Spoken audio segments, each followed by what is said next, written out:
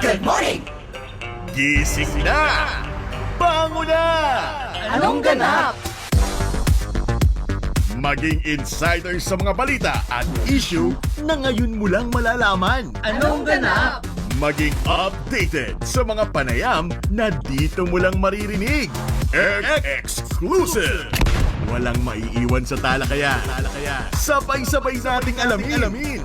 Kasama sina Christian Yosores at Victoria Tula. Kung Anong ganap? anong ganap?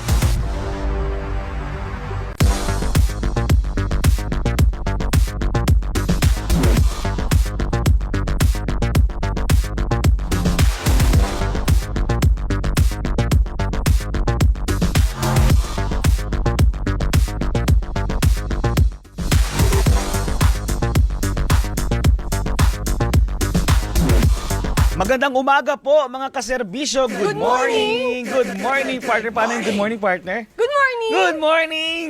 Happy Sunday. Nagugulat.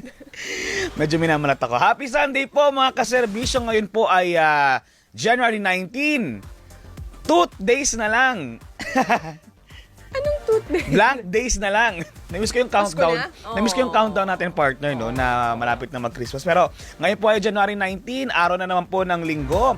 Ang Radyo sa 630 ay napakikinggan sa 630 kHz sa AM band at sabay napapanood sa Teleradyo Serbisyo. Ako po si Christian Yosores, ang inyong kaserbisyo sa balita at impormasyon tuwing weekend.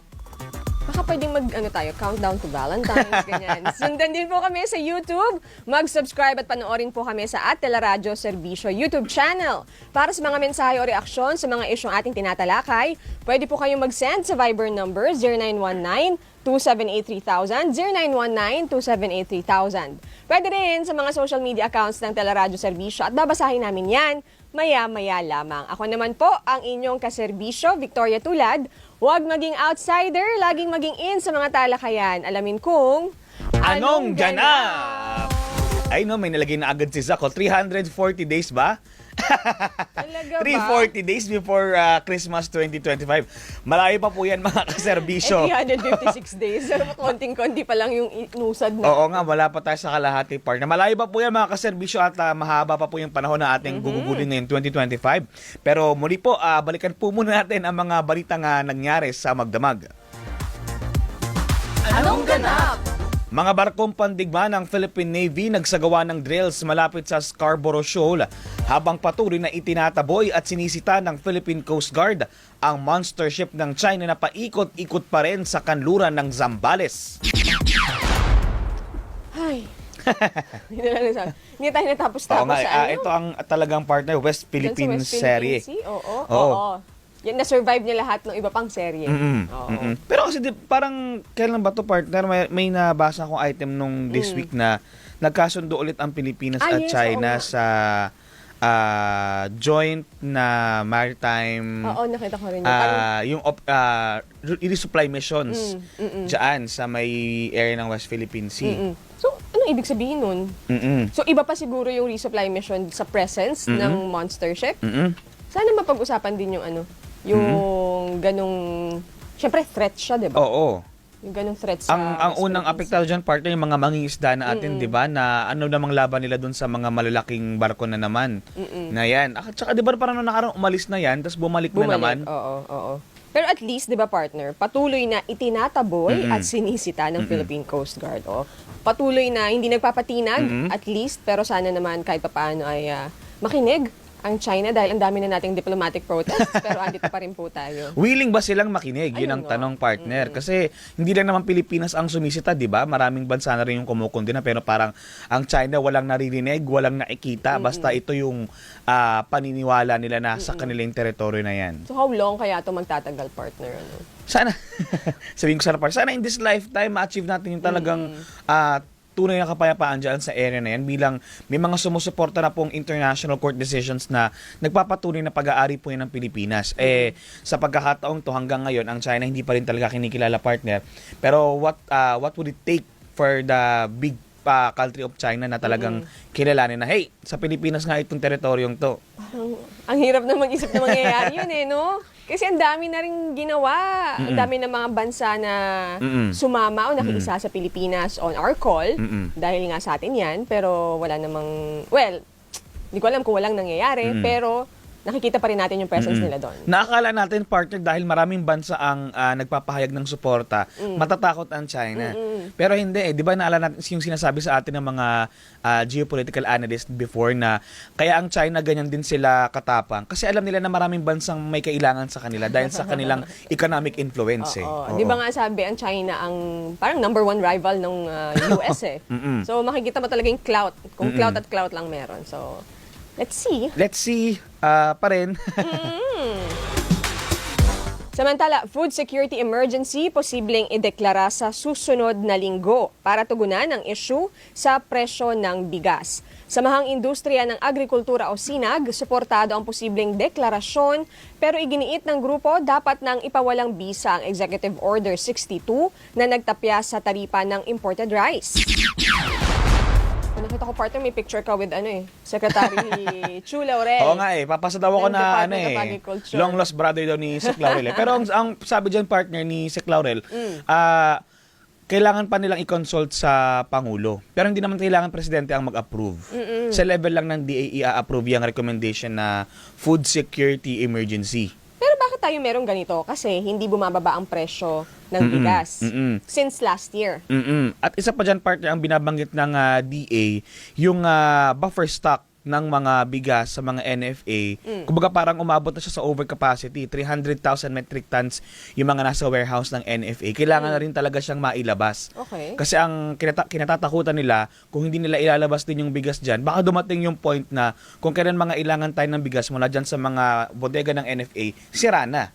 Kasi masyado natengan ng matagal. Pero bakit kailangan mag-declare ng emergency kung marami palang stock? Yun nga, partner. Ang isa rin sa sinasabi ng DA, hindi pa rin daw talaga bumababa yung presyo ng bigas. Despite efforts, 'di ba, may mga policies before, 'di ba, nagbabatay ng taripa, 'di ba? Tinapasan yung taripa sa imported na bigas.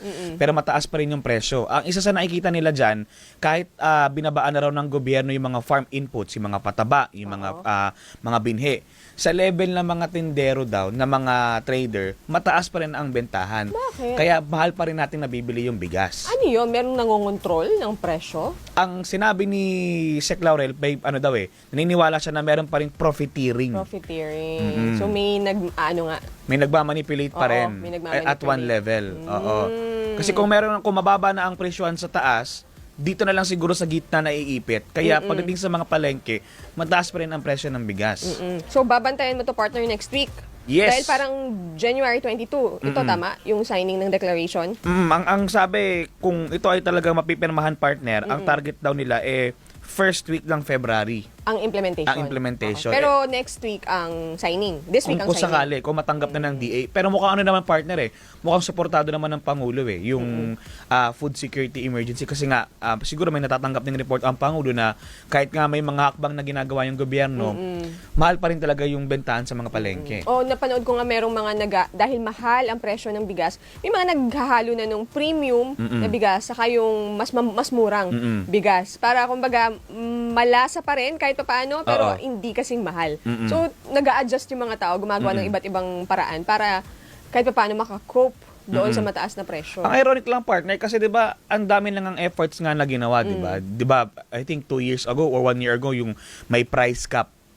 Tapos nagbigay ng tulong sa mga rice retailers. Tapos binaba nga yung taripa. Bakit hindi pa rin na pupush pa baba yung presyo ng bigas? Tapos 'di ba, last year may mga rice for all.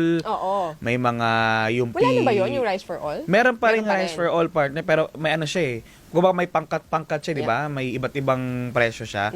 So bakit hindi pa rin nagta-translate kung gano'n ang ang sitwasyon? Yun ang dapat maano rin ng DA. Sino tong mga to? Sino yung last level na meron daw profiteering? Kasi parang kapag nilabas tong mga bigas dyan sa NFA, kapag nagdeklara ng food security emergency, ibibenta na ng NFA yung mga buffer stock nila sa mga kadiwa. Pwede rin bumili ang DSWD, ang mga LGU para maibenta din nila sa mga partners nila. So, baka mas murang mabibili Oo. nga. Sana naman ay maging effective kung matutuloy itong pagpirma sa Food Security Emergency. Ano na, halfway na yung admin na, kailan natin mararamdaman yung 20 pesos? 25. 20, 20. 20 pesos. Malayo pa rin po tayo dyan sa 20 pesos. Sana kahit pa paano. Nasa 50 tayo eh. Sana mahabol pa rin po natin ha. Malayo, Kung- malayo. Kung kaya ba this year?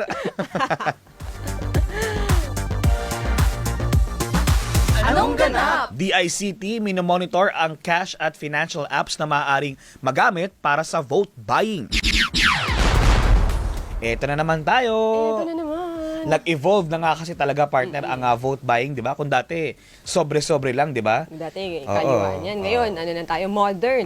Through apps Yeah, na. QR code na QR lang. code, ganyan. Dati, papupuntahin kayo sa isang bahay, pila, listahan, sobre. Ngayon, ano na lang, transfer na lang. Oo, ano na lang, toot na lang. Sa, Uy, ano yan parang nung barangay Sangguniang Kabataan Yes. Elections, yung, kailan ba yun? 2020... Last year. Last year. 23. 23. Ano na yan? Binabantayan na yan ng COMELEC. Kaya nga nakipag-partner sila dun sa mga digital apps. Yan. Para kung merong parang kakaibang activity na isang account, nagsisend ng maraming amounts to different numbers around this period or malapit sa election, bakit, 'di ba? So parang pinapatutukan nila doon sa mga apps na 'yon. Para kasi baka mamaya vote buying na 'yon. Correct. Sakto, mamaya makakausap po natin ang COMELEC, manghintay ng update sa mga efforts nga na ginagawa para matutukan din yung side na yan ng banta ng vote buying, lalo ngayong paparating po ang halalan. Tapos parang partner, may nakaraan, may report din na meron ding modus na vote buying scam naman. Ano ba yung sabi din ng report na parang may mga scammers din na nagpapakilala sila o nang bibiktima sila. Parang vote buying din na na sistema. Mambibili ka ng para mangongontrata ka na iboto mo si ganto ganyan. Oo. Pero parang ang sistema ata noon basta mananakawan ni scammer si biktima sa kanyang online wallet account. Okay. So mag-aano siya na, babayaran kita, papasahan kita ng ganito, Oo. boto mo lang sa ganito. Pero Oo. lilimasin niya yung Oo. pera Bigyan pala mo ako nung ng detalye, ganyan. May naku, ganon naku, vote naku, buying naku. scam. Oo. Naku, wag na wag po tayo magbibigay ng personal na detalye. Paulit-ulit po sinasabi yan ng pamahalaan. Laging OTP, yung one-time password, Yan. at wag din po ibibigay yung OTP, ang inyong mga personal na detalye. Maging ano po tayo, yung doubtful ba? Yung Maging suspicious tayo oo, po yan. lagi sa mga nanghihingi ng ating impormasyon. At wag magpapasilaw sa vote buying. Yes, of Kaya course, may vote definitely. buying scam. Yan, mauhuli talaga kayo. Lalo na. Oo. Magkakaalaman po talaga kung sino nagbebenta ng boto pag nabiktima kayo ng vote buying scam na yan. Ay, Magkano nako. lang ba yan? 500? 1,000? Tapos po, ang kapalit po niyan ay hindi naman magandang pamamalakad sa ating pong pamahalaan. Ay, naku, wag na lang po. Easy. Oo po. Maglagot po kayo kay Chair. 3 taon din po yan, hindi ba, sa mga mahahalal natin ngayon. Wag po nating isayang o talagang ibenta yung ating kalayaan para sa kanilang mga personal na interest. Easy. lang. Hi! Anong ganap? Ito, partner. Tindera ng Sampaguita na itinaboy sa labas ng isang mall nagsalita na tungkol sa viral video. Di umano niya ginustong maalis sa trabaho ang gwardya o sampahan siya ng kaso. Napanood ko to, partner. Sabi nung tindera, Isang pagita girl. ni Sampaguita girl, ay talagang estudyante naman siya. Naka-uniform siya dahil, kumbaga parang wala na siyang ibang damit. Yung kanyang college uniform ay iisa lang, so pinili niya na yung uniform na yon ang isuot habang nagtitinda. Tapos may nakita ko, partner, na parang sabi niya gusto lang naman niya magmukhang disente. Na para sa akin, sa partner, kailangan ba uniforme? Ang school uniform ba talaga ang dapat mong suot sa pagbebenta sa lansangan para lang masabi mong disente ka? Hindi ka ba disente kung naka-t-shirt at nakapantalon ka o nakapalda ka, naka-shorts? Hindi ba disente yun? Wala na akong sasabihin. Baka mabasa ko. Hindi, sa akin kasi parte talaga. Ikaw talaga naisip ko na napanood ko to. Sabihin na natin, sige, sabihin natin case close yan, partner. Sa akin na lang ang concern ko, sana yung mga police officers natin na laging nandyan sa paligid, marami pong mga bata na nabibenta na naka-school uniform. Hindi lang tong kasong ito. Sana tutukan po natin at alamin talaga natin yung punot dulo ng mga yan. Bakit magana pa rin yung mga batang nagbebenta dyan sa lansangan, naka-uniforme po. Correct.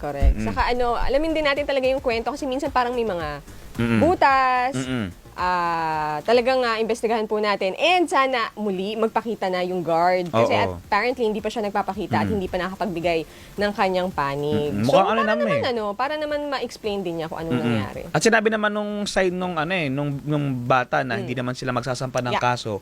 So para at least merong malinaw din na side mula doon sa security guard para once and for all masettle to. Good morning po sa mga police officers natin. Good morning. Na matataas ang sahod. Uy, kilos-kilos tayo ha. Good morning. Stretching na po dyan. Opo. Magunat na po. Sa dakong ito, partner, yan nga po ang mga malalaking ganap sa magdamag na ating binantayan ngayong weekend dito sa DWPM Radyo sa Istrenta at Teleradyo Serbisyo. Pero bago po tayo pumunta sa mga pag-uusapan natin ngayong linggo, Una, panahon. kasama na po natin si Miss Veronica Torres, ang ating pag-asa weather forecaster. Good morning, ma'am. Good Magandang morning. umaga din po sa inyo, pati na rin sa ating mga taga-subaybay. Ngayong araw nga ay amihan o northeast monsoon ang nakaka-apekto sa Luzon. Asahan natin yung maulap na papawirin na may mga ulan sa Cagayan Valley, Aurora at sa Quezon. Ito ay dahil sa northeast monsoon.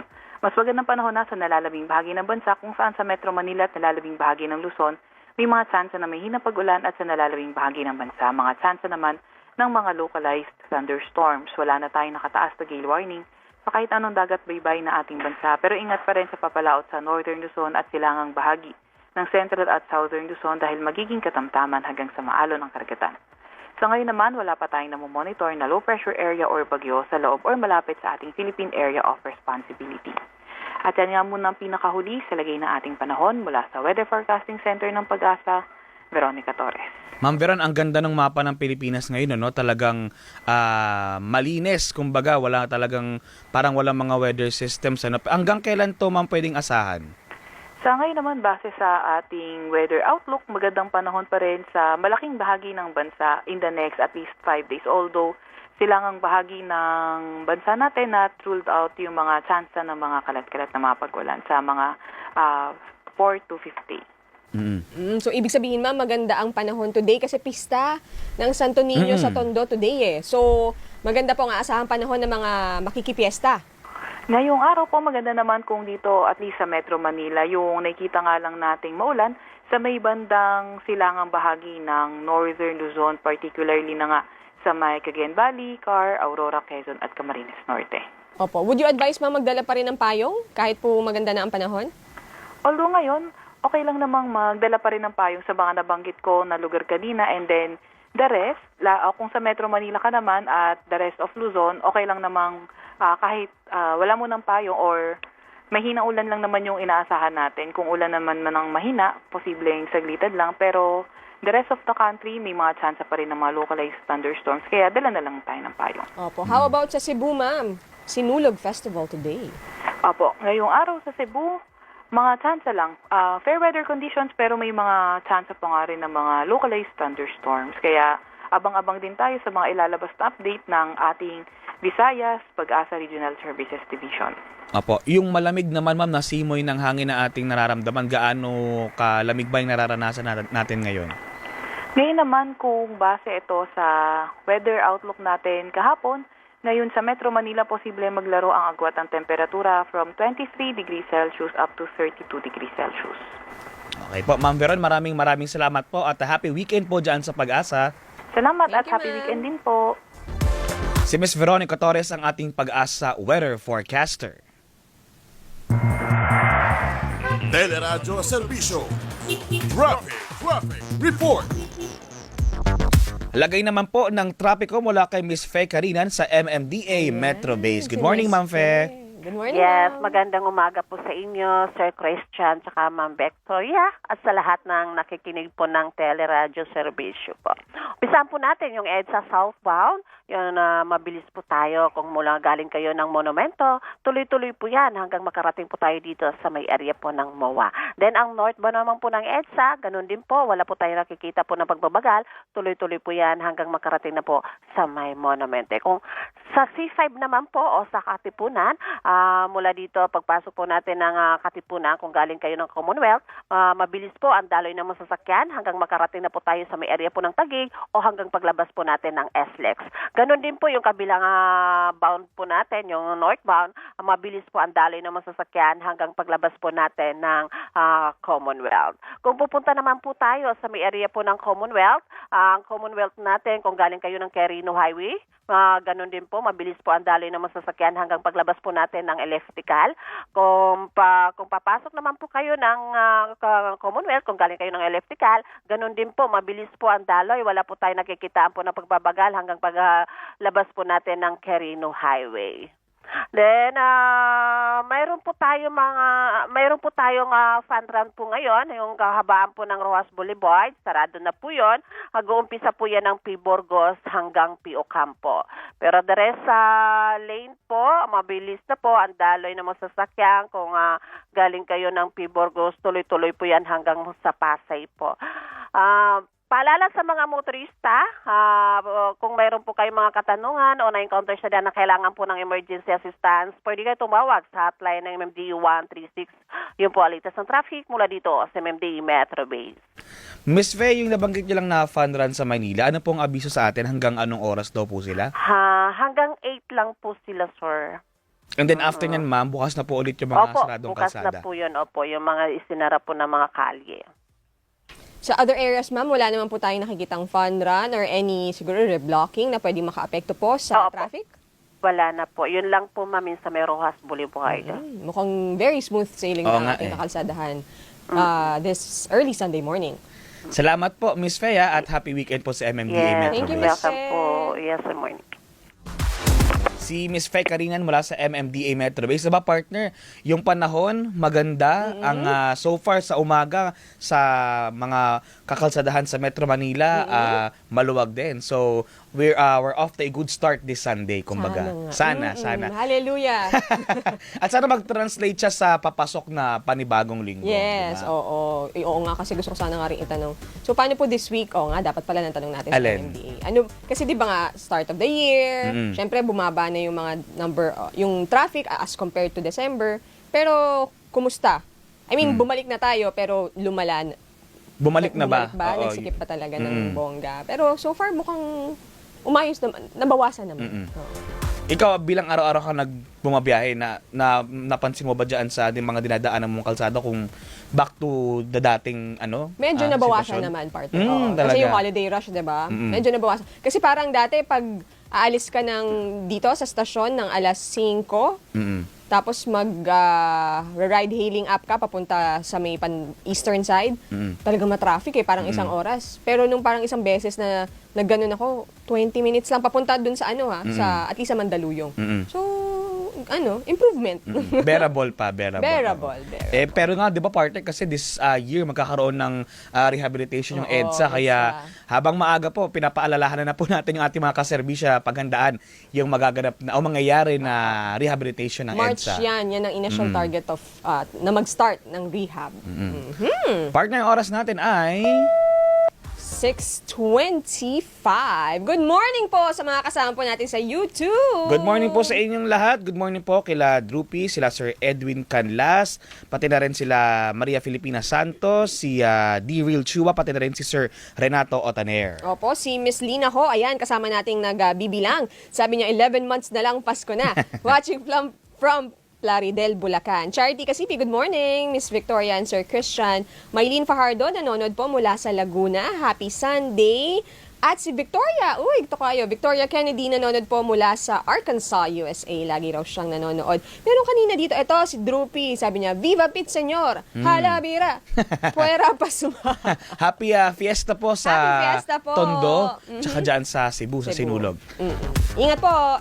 Sa amin pong pagbabalik, ay talakay na po tayo mga kasama natin ang Commission on Elections. Huwag po kayong bibitiw, magbabalik po ang Anong Ganap? Anong ganap?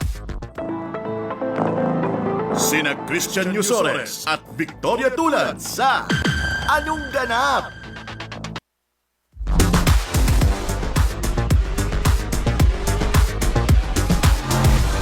Anong ganap?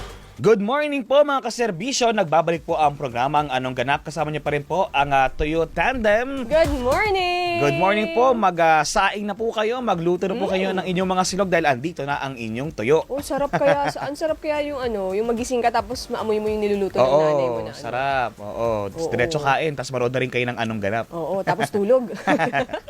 Good morning din po kay Chairman George Erwin Garcia ng Commission on Elections. Good morning po, sir. Morning, Chair. Magandang umaga po, Sir Christian. Ma'am Victoria, magandang umaga rin po sa ating mga kababayan. Opo, sir. Ito nga, no, ano pong next chapter ngayon sa COMELEC, Chairman, dahil nga meron daw mahigit 6 na milyong balota na kailangan i-dispose dahil doon sa Supreme Court order?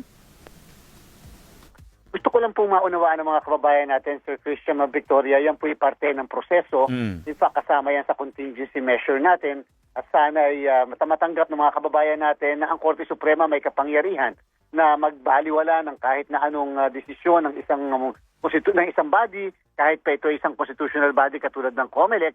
And at the same time, ito pong na-issue ng Korte Suprema ay isang pansamantala na remedyo binigay doon po sa petitioner. Actually po, wala naman po talaga kaming problema dyan sa issue na TRO, maliban na lang doon sa isang national candidate na senador na kung saan yung po kasi mga local candidates na nakakuha ng TRO, hindi pa kami nag-iimprenta ng mga balota doon sa mga lugar nila. Doon po lang sa isang kandidato for senator na kinakailangan isama at ipasok ang pangalan, yan po ay kinakailangan therefore ibaliwala yung na-imprenta na namin ng mga balota dahil wala yung pangalan po niya. But again, magko-comply at nag-comply po ang COMELEC, kaagad natin ipinatigil ang imprenta ng balota kasi kung hindi po ay lalong dadami ang may imprenta po namin. Ngayon po, nung lumabas nung in-announce towards ng TRO, tinigil kaagad natin. At pagkatapos ilang araw noon ay saka kami nakakuha ng temporary restraining order. So again, ito po'y parte ng proseso at hindi naman po nagulat din ang COMELEC sa mga ganitong klaseng pangyayari. Tatandaan ng lahat, para lang po panghuli, Sir Christian, Ma'am Victoria, kauna-una ang pagkakataon nga po, katulad ng inyong panayam sa akin, na ang COMELEC ay nag-resolve ng lahat ng nuisance cases. Wala kaming pending na petition. Siguro, ang dapat palang ginawa na lang namin, hindi kami nag-resolve para hindi nagpunta sa Korte Suprema yung mga hindi pinalad. Apo, pero sir, hindi naman to makaka-apekto doon sa timeline natin kasi meron tayong timeline na sinusunod, hindi po ba? Apo, ay apektado po yung timeline natin siyempre dahil nga sa kaya kami nagsimula. In fact, dapat ng Enero 6 sa pag-iimprenta, dapat nga po mga third week to last week ng December tayo makakapagsimula. Subalit because of certain operational and administrative problems, kaya po first week na ng Enero tayo nakapagsimula. So 2 linggo po tayo nag-iimprenta and therefore makaka-apekto po yan. Kung kaya naman gagamitin na namin ang lahat ng mga machines na pang-imprenta ng National Printing Office. Doon po sa mga nagsasuggest na imprenta sa labas ng NPO, bawal po yun. Dapat ang imprenta ng balota ay dito lang sa National Printing Office na nakalagay po yan mismo sa umiiral na batas. Apo, so kailan tayo ulit sir magsa-start ng printing? Sa Wednesday po, start tayo ng printing. Ngayon po ay pagka tinatapos na namin yung mga election management system, database. Ngayong araw to tapos po yan. Bukas naman ay magkakaroon ng trusted build na naman at magdamag po namin gagawin hanggang bukas ng hapon at hanggang Martes yung pong mismong ballot phases natin. Dapat po mga kababayan natin, bawat isang bayan, bawat isang syudad sa buong Pilipinas ay may kanya-kanyang mukha ng balota dahil magkakaiba po ang mga kandidato sa lokal. At dapat din pumaunawaan ng lahat na isang balota lang po tayo. National sa taas, baba sa lokal, at sa likod ay party list. Apo. Sir, paano natin paghahandaan yung possibility na halimbawa may iba pang mga kandidato na may mga pending cases pa sa Supreme Court tapos si Supreme Court maglabas na naman ng ganyang desisyon in the middle of printing? Paano, sir? Kasi ang concern ng tao, may nasasayang ng pondo dyan kasi may mga shred tayong balota. Gusto ko po sana sagutin yung katanungan yan, kaya lang ayaw natin magbigay ng pressure sa ating pong Korte Suprema at yan po'y paggalang sa kanilang kapangyarihan.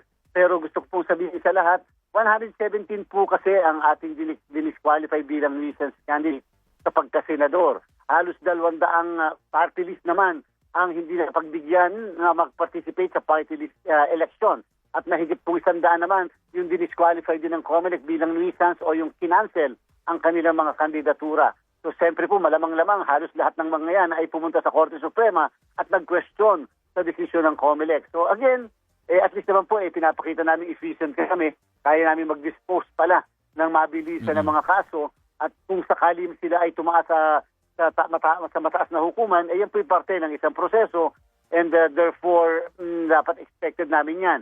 Nung mga nakaraan po, mga pagkataon nakaraang halalan, ay meron pong pagkakataon na nag-TRO ang Supreme Court sa COMELEC. Katulad po ng Anladlad, si GBI, meron din po isang vice presidential candidate, si Mr. Anad, kung hindi tayo nagkakamali. Subalit ang COMELEC ay hindi nag-comply doon sa TRO ng Supreme Court. Ipinagpatuloy pa rin ang printing ng balota, kaya po na-cite in contempt ang buong komisyon at that time. Tayo po, hindi po, susundin po natin, igagalang natin ang ruling o pansamantalang remedyo na binibigay po ng Korte Suprema hanggang sa makakaya po natin. Kaya lang, again, i-inform po natin ang ating Korte Suprema kapag ka-official na muli tayo mag-iimprenta ng balota. Apo, so sir, ito 6 million yung isi-shred natin. Ilan po ulit, gaano karaming balota po ulit yung target nating ma-print in time for election? 71 million po lahat ng balota po natin eh. Kaya po yung sana maunawaan ng lahat kung bakit kami nagmamadali sa pag-iimprenta. At yun po kasi on the average dapat ay maka-imprenta ka ng 1 milyon isang araw dahil po ang timeline po natin hanggang nung una ay hanggang April 14 lamang para mag-imprenta. Dahil hindi po yun ganun kadali mag-imprenta, Sir Christian, Ma'am Victoria eh. Kasi pagka-imprenta, lahat ng bawat balotang yan, yung 71 million ay dadaan sa manual verification ng daan-daan naming empleyado na nandoon sa NPO. Tinitingnan ang kulay, ang size, yung tama ba yung cut, tama ba yung mga timing marks, tama yung sunod-sunod ng mga pangalan, tama ba yung bilog, exacto ba yung kulay. So yan po lahat ay tinitingnan ng ganon. Pagkatapos isa-isa rin po siyang ipinifeed o pinapasok sa makina upang malaman kung ito ay tinatanggap. So ganun po ka-tedious yung proseso sa pag-iimprenta. Hindi po basta lumabas lang sa machine ay okay na po yung mismo. At tatandaan po ng lahat, ang bawat balota ay precinct specific. Anong ibig sabihin? Ito ay pwede lamang tanggapin ng makina doon sa presinto kung saan siya naka-assign. Chair, hindi naman po sa pinipressure natin yung Supreme Court, pero syempre gustong malaman ng public kung ano yung mangyayari in case kung mag-assume po kayo ng printing uli, ay biglang maglabas na naman ng TRO. So baka you can give us lang po kahit kung what you can share, kung ano nga ba ang gagawin ng COMELEC about that? Kasi po pagka nag-imprenta ng muli tayo, talaga magdidire-diretso na po tayo. And Opo. Dapat kasi tayo mga Pilipino, lalo't Korte Suprema, pagsunod dapat ang laging nasa isip natin. Siyempre sa isang lawyer, na katulad ko, ang aking laging bilang isang officer of the court, ang lagi kong nasa isip at tinuro sa amin ay yung pagsunod, pagtalima sa Korte Suprema. So again, hanggang kaya ng COMELEC, Ma'am Victoria, Sir Christian, gagawin namin, susundin natin ang Korte Suprema. Rule of law po yan para naman po nagiging tama ang proseso natin dito sa ating bansa. Opo. So titigil uli, sir? Pag naglabas ang TRO. Ay kung sakali po, kung magkakaganon, basta po, alam niyo po, ang local, wala po tayong problem sa local. Yung pong national ang nagkakaproblema kami. At saka, yung po kasing acting election management system, Ma'am Victoria at Sir Christian, yan po kasi ay bawal dagdagan. Yung po ang naging problema namin. Kasi remember, part po yan nung security protection na hindi pwedeng basta kung sino maglagay ng mga pangalan sa mismong election management system. Management system po kasi yun sistema. Hindi basta nilagay mo lang yung mga pangalan. In fact, bawat balota po, Ma'am Victoria, Sir Christian, ay nakaserialize. And yun po ang kadahilanan kung bakit lahat ng balota na na-imprint ay uulitin, hindi pwedeng may matira kasi po, serialize po yung mga balota. Opo, pero meron ba tayong allowance? Natanong na rin naman sa inyo, sir, yung oras. Pero kung ganun po na, in case lang, bigla ngang maglabas uli ng TRO while you are reprinting, kaya pa ba ng timeline po ng COMELEC? We will cross the bridge when we get to Ma'am Victoria. Napakalipis na po. Sobrang lipis na po yung ating time na. Isipin niyo po, ay mahigit sandaang, kulang-kulang mahigit sandaang araw na lamang ang natitira na lalabi bago po tayo maghalalan. Papasok na naman by February 11 yung campaign period sa national positions. So talaga po sobrang napakanipis, sobrang na 2 linggo po yung nawala sa amin dahil sa pag-imprenta namin nung 6 na milyon na balota. Opo. So yung budget, sir, saan niyo po kukunin? Siyempre po ang COMELEC naman, Ma'am Victoria, ay merong kapangyarihan na mag-realign ng aming budget. Bagamat talagang yun ay nakalaan halimbawa sa isang item. So titingnan po namin.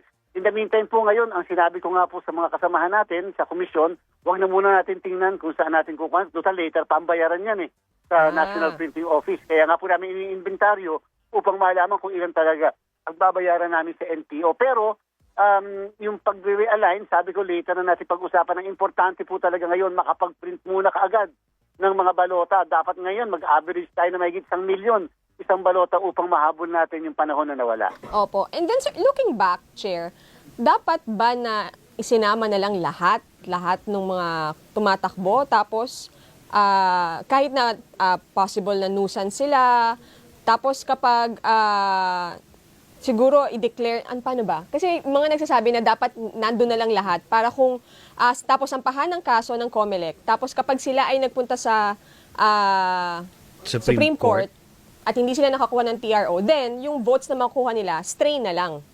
Pwede ba yung ganun? Kita niyo po, Ma'am Victoria. Alam niyo, ideal talaga yung ganyan sana. Yan ang mga dapat na pinag-iisipan. Pero sana po, ito po ibibigay ko sa mga kababayan natin ang tunay na score sa ganyang bagay. Kung ang mga kandidato po sa senador ay 118, lahat-lahat. Yung po yung nag-file ng candidacy, 118. Ibig po sabihin, Ma'am Victoria, yung buong 118 lalagay natin sa balota. Tatandaan po natin, yung mga pangalan ay ini-imprenta, hindi naman po sinusulat na katulad ng manual na eleksyon. Kung 118 sana na sinusulat, makakapamili lang tayo doon sa 118. Pero yung 118 po isasama sa balota. Ang nagpa-accredit po na party list ay mahigit pong 250 na party list po yan. Tapos may existing ka pa na 160 na party list. Sabihin mo lang 300 party list isasama natin sa balota. Paano po yung mga local candidates? May kanya-kanya rin po mga nuisance candidates o mga kandidatong subject sa petition for declaration of cancellation ng kanilang candidacy. Ibig sabihin, baka po ang haba ng balota natin, 2 metro na, ganun po kahaba yung balota, tapos ganun kahaba at kadami ang pagpipilian. Yung po ang kadahilan kung bakit sa ating batas, meron tayong probisyon sa nuisance candidacies, sapagkat meron talaga mga kandidato na wala naman talagang tunay na intensyon na tumakbo.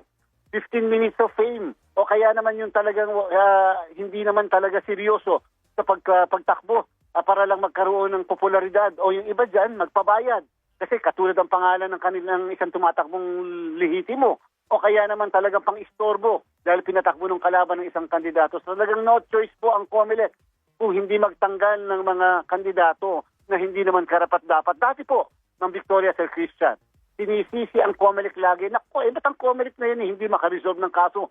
Darating na naman ang panibagong eleksyon, hindi pa natatapos. Pati nga po yung nuisance candidates, hindi natatapos. Ngayon po, niresolve natin ng lahat-lahat, inubos natin ang lahat ng nuisance candidates. Ay, siyempre, ito po yung implikasyon. Dahil yung mga nadeklara namin at na-cancel yung kanilang candidacy, tumaas lahat sa Korte Suprema. So, but then, parte ng isang proseso. Opo, o nga naman, hindi naman pwedeng ganong karami, ganong kahaba yung balot. Sir, sabi niyo nga po, first time ito na nangyari, na parang in the middle of printing, biglang naglabas ng TRO. Paano po ba ginagawa ng COMELEC before? Yung po ba yung nasabi niyo hindi agad na-resolve yung cases? Opo, dahil siguro yung pinakamaganda solusyon, huwag nalang i-resolve, wala madadala sa Supreme Court. At hindi makakakuha ng TRO. Pero para pong pag-abando naman po sa ating pong tungkulin yon. In fact, it is to the benefit of everyone sa ating demokrasya na ang kaso ay hindi nagtatagal. Justice delayed is justice denied. Ika nga. Di ba mas tama nga naman doon sa mga botante na yung pagpipilian nila ay mga taong kwalipikado at nararapat. Kasi isasama mo ang lahat tapos lilituhin ang mga kababayan natin. Ano pa ang sense ng demokrasya?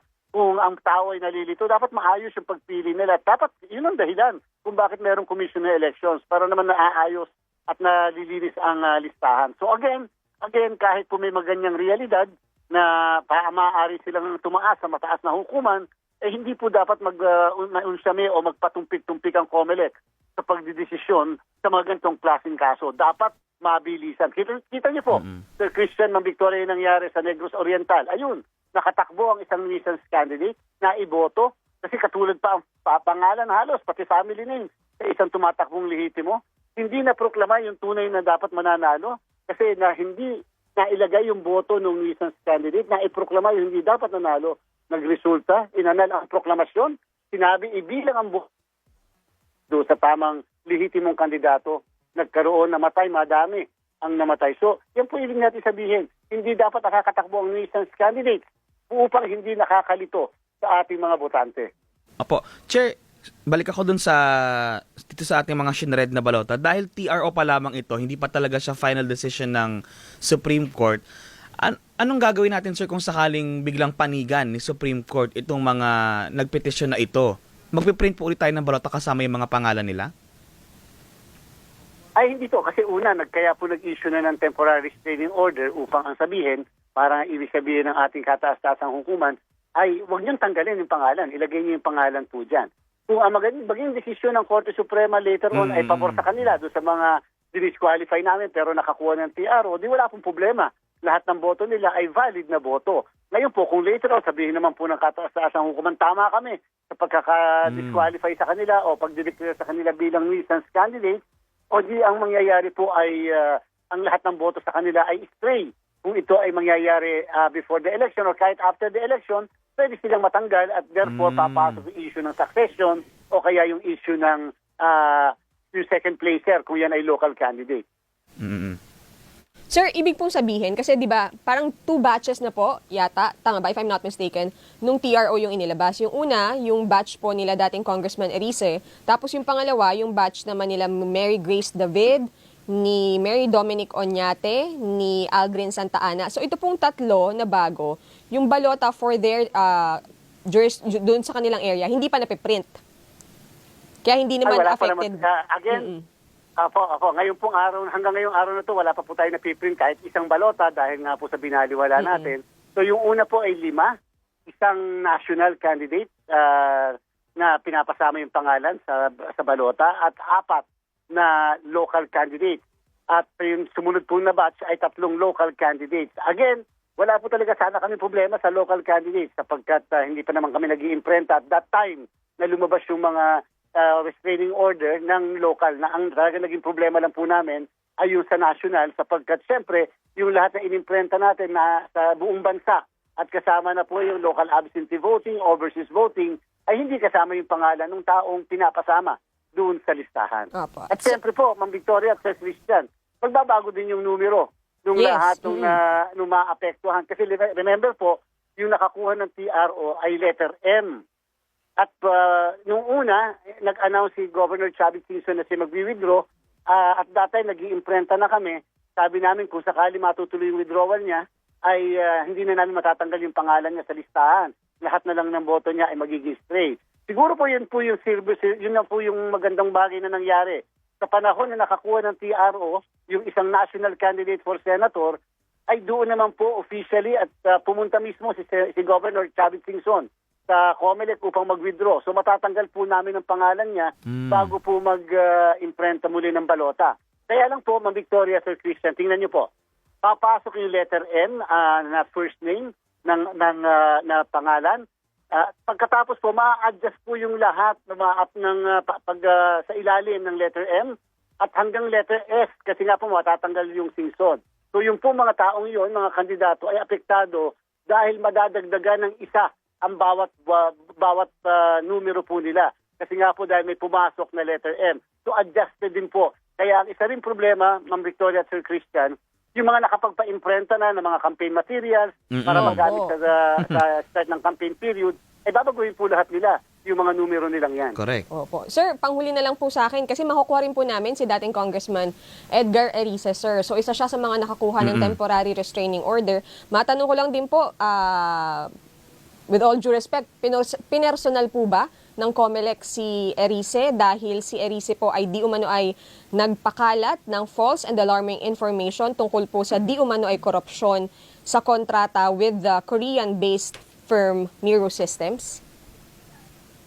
Ako po kasi, Ma'am Victoria, Sir Christian, ay hindi nag-participate sa kaso dahil ako po nag-inhibit sa kaso. Alam niyo naman, due to personal reasons na asinate ko. So, ang ating po mga kasamahan, sila po ang mga nag-decision dyan at hindi ko po para ma-defend pa yung kanilang mga naging ruling sapagkat ito po yung nasa Korte Suprema na ngayon, sub judice.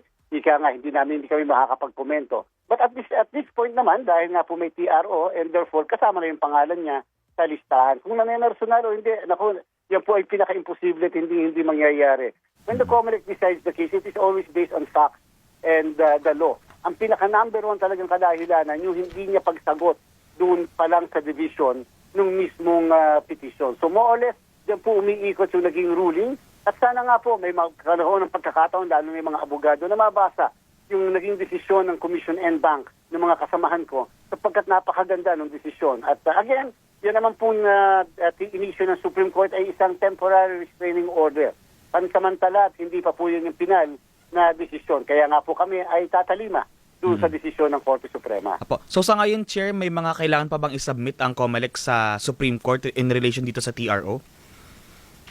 Ay opo, dahil nire-require po tayo na magkomento. Halimbawa, meron isa ang nire-require sa atin 5 araw na hindi pwedeng ipa-extend. Yung namang isa, 10 araw na hindi pwedeng ipa-extend na comment na tinatawag para po ma-submit for decision yung mismong kaso.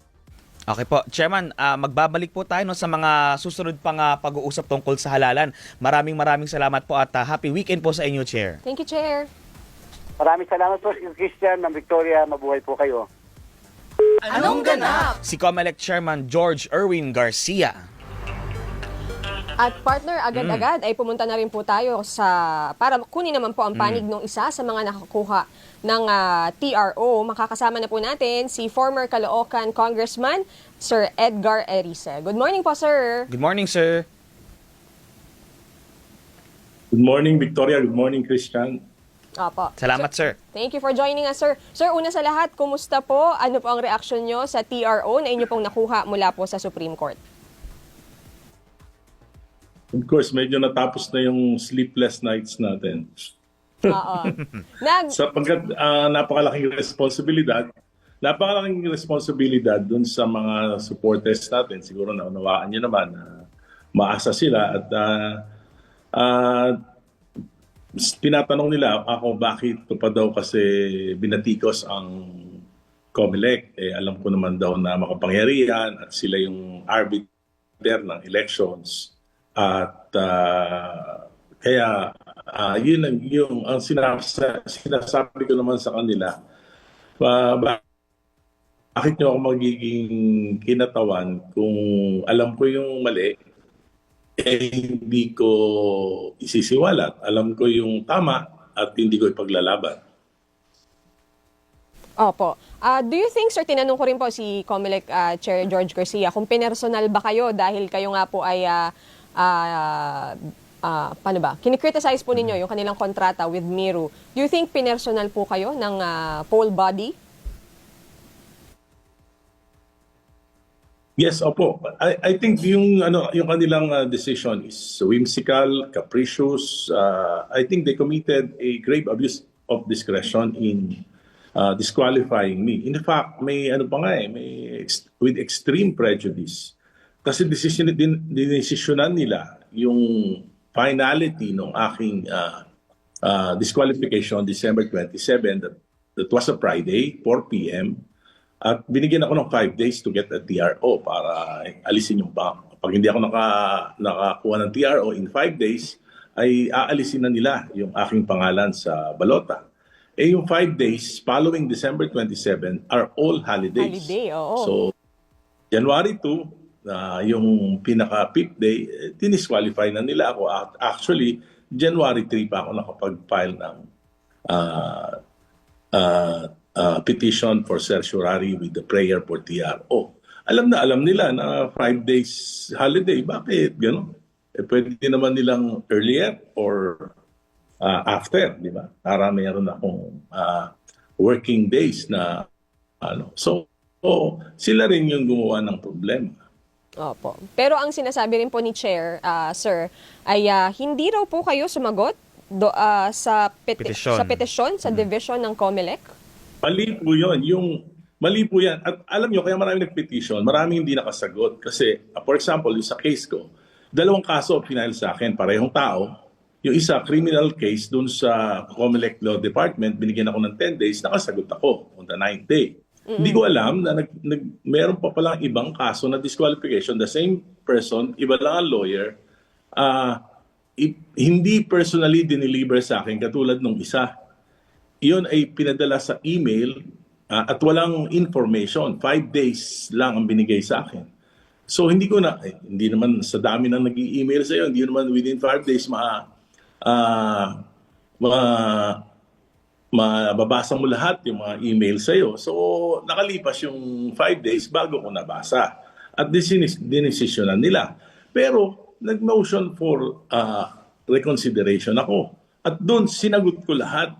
O di sa MR and bank sila lahat. O di whether yung sagot ko talagang hindi nila in-appreciate yung aking kasagutan. At sinasabi ko, yung Section 261 cannot be violated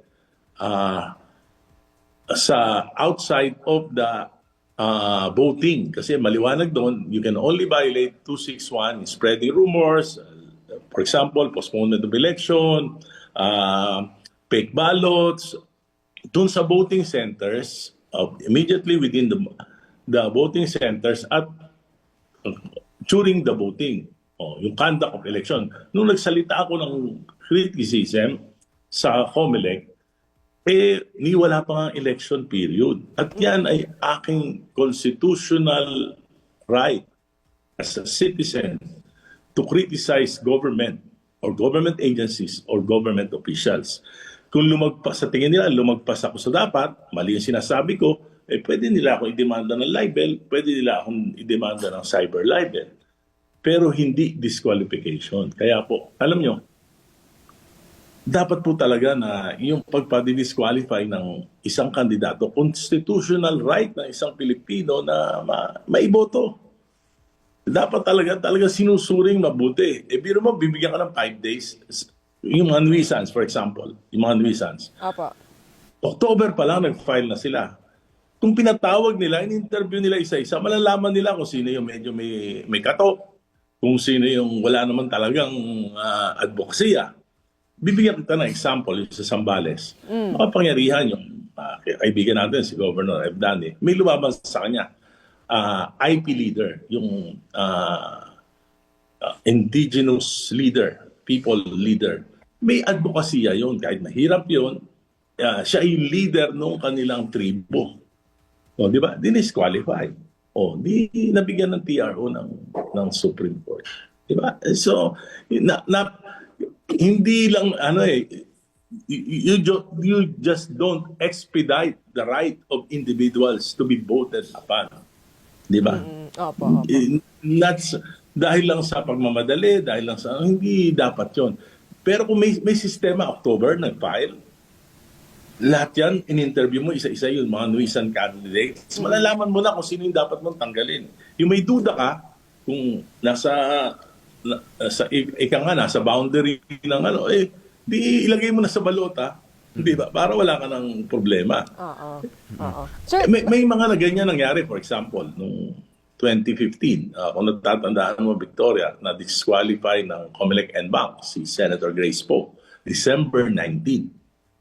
Punta yan sa Presidential Electoral Tribunal, nagpunta yan sa Supreme Court. Finally, nung na-reverse ng Supreme Court yung disqualification, na ilagay yan sa election management system at nang walang problema. At hindi nakapag-imprenta dahil natatandaan ko noon, nag-i-imprenta ang COMELEC mga last week, minsan nga February na nag-i-imprenta yung Commission on Elections. At yan, makikita naman, may historical data naman yung COMELEC kung yung mga nangyayari. May mga, dahil nga, January, kuminsan may mga kaso pa na hindi na nare-resolve. Opo. So you're saying, sir, para sana hindi umabot sa ganito na magsa-stop at magre-reprint, sana yung mga possible na talagang hindi naman nuisance candidates, isinama na doon sa listahan talaga. Hindi, ibig sabihin, ang sinasabi ko, Victoria, October, di ba, na filing. So, lahat na may duda sila, dapat pinatawag nila. Hindi pinadala nila ang 5 days email, pag hindi sumagot, wala na, di ba? Parang yun, masyadong, wala yung due process. Opo. Kaya nga, Kasi yung yan, constitutional right ng Yes. isang tao. Oo. Sa kanila, ang kanilang objective kasi, i-expedite. Pero hindi dapat gano'n dahil duty ng COMELEC na protektahan yung karapatan ng isang Pilipino na makatakbo. And through that interview na sana ay nagawa nila, pwedeng nag-gauge na nila kung talagang, ay, pasok naman pala. Kasi to. meron naman talagang mga tumatakbo na medyo may konting diferensya. Yes. Maraming, meron naman. Kasi nung nakakuha ako ng temporary restraining order, maraming tumawag sa akin. May pumunta pa nga. Yung isang pumunta, tumatakbong senador, magpapatulong sa akin. Nakita ko naman na medyo may konting problema. Meron naman na may lumapit sa akin na talaga namang debatable pa yung issues, pero natanggal na siya. So disqualify na siya. So yun yung pwede naman, ibig sabihin case to case basis, kung meron talagang meron talagang may legal question, pwede namang ilagay na muna yung pangalan, tapos para kung sakasakaling makakuha ng temporary restraining order, hindi na nagiging problema. Pero proseso nila yan. Kaya lang, yung sa akin, sinasabi ko, hindi ito regular na disqualification. Ito ay personal dahil inakusahan ko sila. In fact, nag-file ako ng kaso sa ombudsman, presenta ako ng ebidensya, tapos nag-file ako ng certiorari questioning the deal sa Supreme Court. Meron pang yung mga, ako yung kasi yung iba hindi gano'ng naintindihan. Ako naman, may pinagkukunan. I've been in Congress for 12 years. Member ako at vice chairman ako ng Committee on Suffrage. Tapos sa Joint Congressional Senate Committee on Automation, isa ako sa mga aktibong miyembro niya for 9 years. Pinag-aralan ko yan. Nakita ko yung napakalaking problema. Yung criticism ko naman sa kanila, although, syempre, nababahiran sila. Kasi kung wala ka naman tinatago, kahit na batikusin kung wala ka naman itinatago, hindi ka magagalit. In fact, nakatulong ako sa kanila. Nung unang presentation ni Chairman George Garcia, nung machine, sa programa ni Ms. Karen Davila, sinabi niya, yung machine ay merong provision na magka-cast ka, na provision na pag pinasok mo yung balota, hindi mo na bibilangin, tapos pupunta ka doon sa monitor, pagka nakita mo, ni-review mo, pag nakita mo okay, cast, saka palang bibilangin. Pag nakita mo may kulang, return. Babawiin mo yung balota, susulat ka uli. Sinabi ko, pag ginawa nyo yan, magkakagulong eleksyon, kasi it will add up time up to 1 minute per voter. So 1,000, so 1,000 minutes na addition. Hindi 24 hours na yung voting natin. Pangalawa, pagka hinugot mo yung balota sa machine, tapos pumunta ka doon sa pagkakaguluhan na yan ng mga watchers. I've been a candidate for 12 elections since 1988. Kabisado ko from manual to automated. Alam ko yung pinag-aralan ko yung time and motion. So, hindi talaga pwede. Anong ginawa nila, Chairman George? Sinunod nila. Inalis na nila yung cast sa return. Yung sa kanilang latest roadshow, wala na yon. So, ibig sabihin, nakatulong ako. Ba't kayo magagalit sa akin? Dahil, karapatan ko naman na questionin. 5 elections, 6 billion lang yung ginagastos natin per election. Total niyan, 22 billion, 5 elections. Ngayon, 18 billion. Tapos, pangalawa, pinangatawanan ko, sinasabi ko, it's not legal because it's against Section 7 of Republic Act 9369, the automated election law. You cannot use a system that has not been used in any elections in any country in the world. Kaya, yan yung kaso na nasa Korte Suprema. Apo. So sir, what's next para po sa kampo niyo na ngayon meron ng binigay na TRO? Ano pong susunod na hakbang na gagawin ninyo? Well, of course, we are preparing for the campaign. March 28, yung start ng campaign. So, wala namang problema except for syempre yung mga supporters ko ay nag-alala. At yun napakabigat para sa akin na yung pag-aalala nila. But I've been in politics since I was 15 years old. So, yung pressures niyan, napakarami ko ng laban sa buhay. So, napakarami ko ng laban sa mga advokasya ko. Anti-political dynasty, anti-turncoatism. Yan naman talaga yung advocacy ko. Electoral and political reforms kasi naniniwala ako na yan yung pangunahing problema ng ating bansa. Apo. Pati yung economic, lahat yan. Pagka naayos natin yung sistema natin ng politika at eleksyon, magre-resulta sa mas maayos at mas maunlad na bansa. Apo, and sir, how do you think na yung petition nyo sa Supreme Court papanigan ng ating mga justices? Ano yung nakikita nyong factor na pwedeng manalo tong kasong to sa Korte Suprema? Ay, ako, para sa akin, sa sarili ko, ano ko naman yan yung aking forte, so alam ko na tama ako. Pero, of course, nire-respeto natin yung Korte Suprema at nabibigyan naman ng due course dahil pinasasagot naman ng COMELEC at last December 18, yung deadline ng pagpasagot nila, sumagot ng Miro pero humingi ng extension ng Commission on Election. So, tuloy-tuloy lang. Alam ko rin na napakabigat ng responsibilidad ng Korte Suprema sapagkat kung mapapatunayan na tama ako, may mga malalaking implikasyon na sa ngayon. Yung magiging desisyon. Kaya napakabigat talaga para sa Korte Suprema. Naunawaan ko yan. Pero mabuti na rin na may nagiging kritiko ang COMELEC. At least nag-iingat sila. At least hindi yung bara-bara at nire-respeto nila yung karapatan ng mga mamamayan. Opo. And sir, maraming salamat po sa inyong oras na ibinigay po sa amin ngayong umaga. Thank you, sir. Salamat, sir. Happy weekend po. Salamat. Opo. Yan po, si dating Congressman Edgar Erice na nakakuha nga po ng TRO mula sa Supreme Court. Anong ganap? Ay, sa limuot, partner. Oo. At partner, wala pa to sa wala pa tayo sa mismong araw ng halalan. O wala pa tayo sa mismong pagsisimula ng kampanya, partner. Nasa kakastart pa lang ng election period, hindi pa campaign period, pero may mga ganitong issues na. Oo. Pero sana ay ma-resolve, or yun nga kasi parang kapag naglabas na naman ng temporary restraining order, habang nagre-reprint na ang COMELEC, chances are tigilan naman, mas magpiprint na naman ng panibago.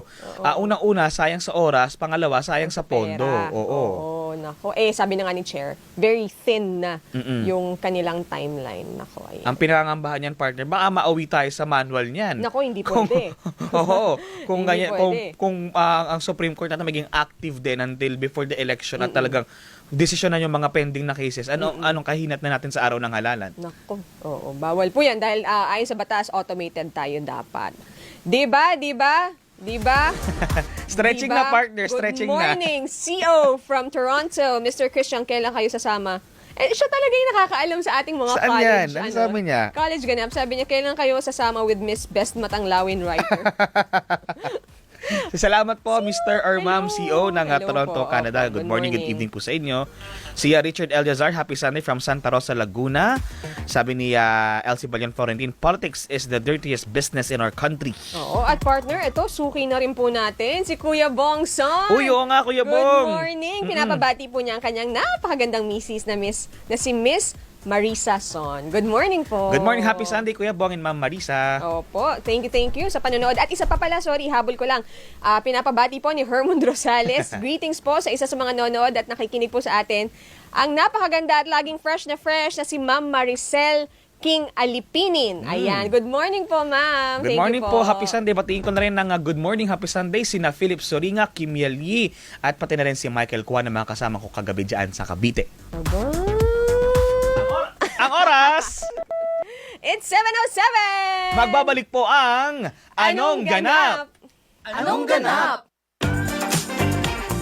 Sina Victoria Tulan at Christian Yusores sa Anong Ganap?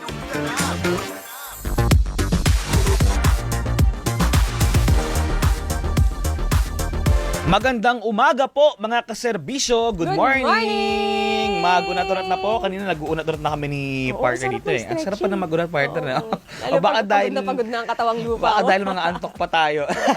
Good morning po. Good morning. Hindi naman po halatang medyo naghabol pa kami ng tulog ni partner pero Ay, nagising. tulog, mato, tinan mo. Hanggang alas 8 po kami ni partner Beck. Kasamahan niyo po kami para makinig at pag-usapan po natin yung iba pa mga napapanahong issue. This time naman partner, pag-usapan natin, merong i-final na disbarment case laban kay dating Pangulong Rodrigo Duterte. At kaugnay po niyan, para magkaroon tayo ng legal perspective dyan, kasama na po natin si Attorney Domingo Cayosa, ang dating presidente ng Integrated Bar of the Philippines. Good morning po, Attorney. Welcome back po.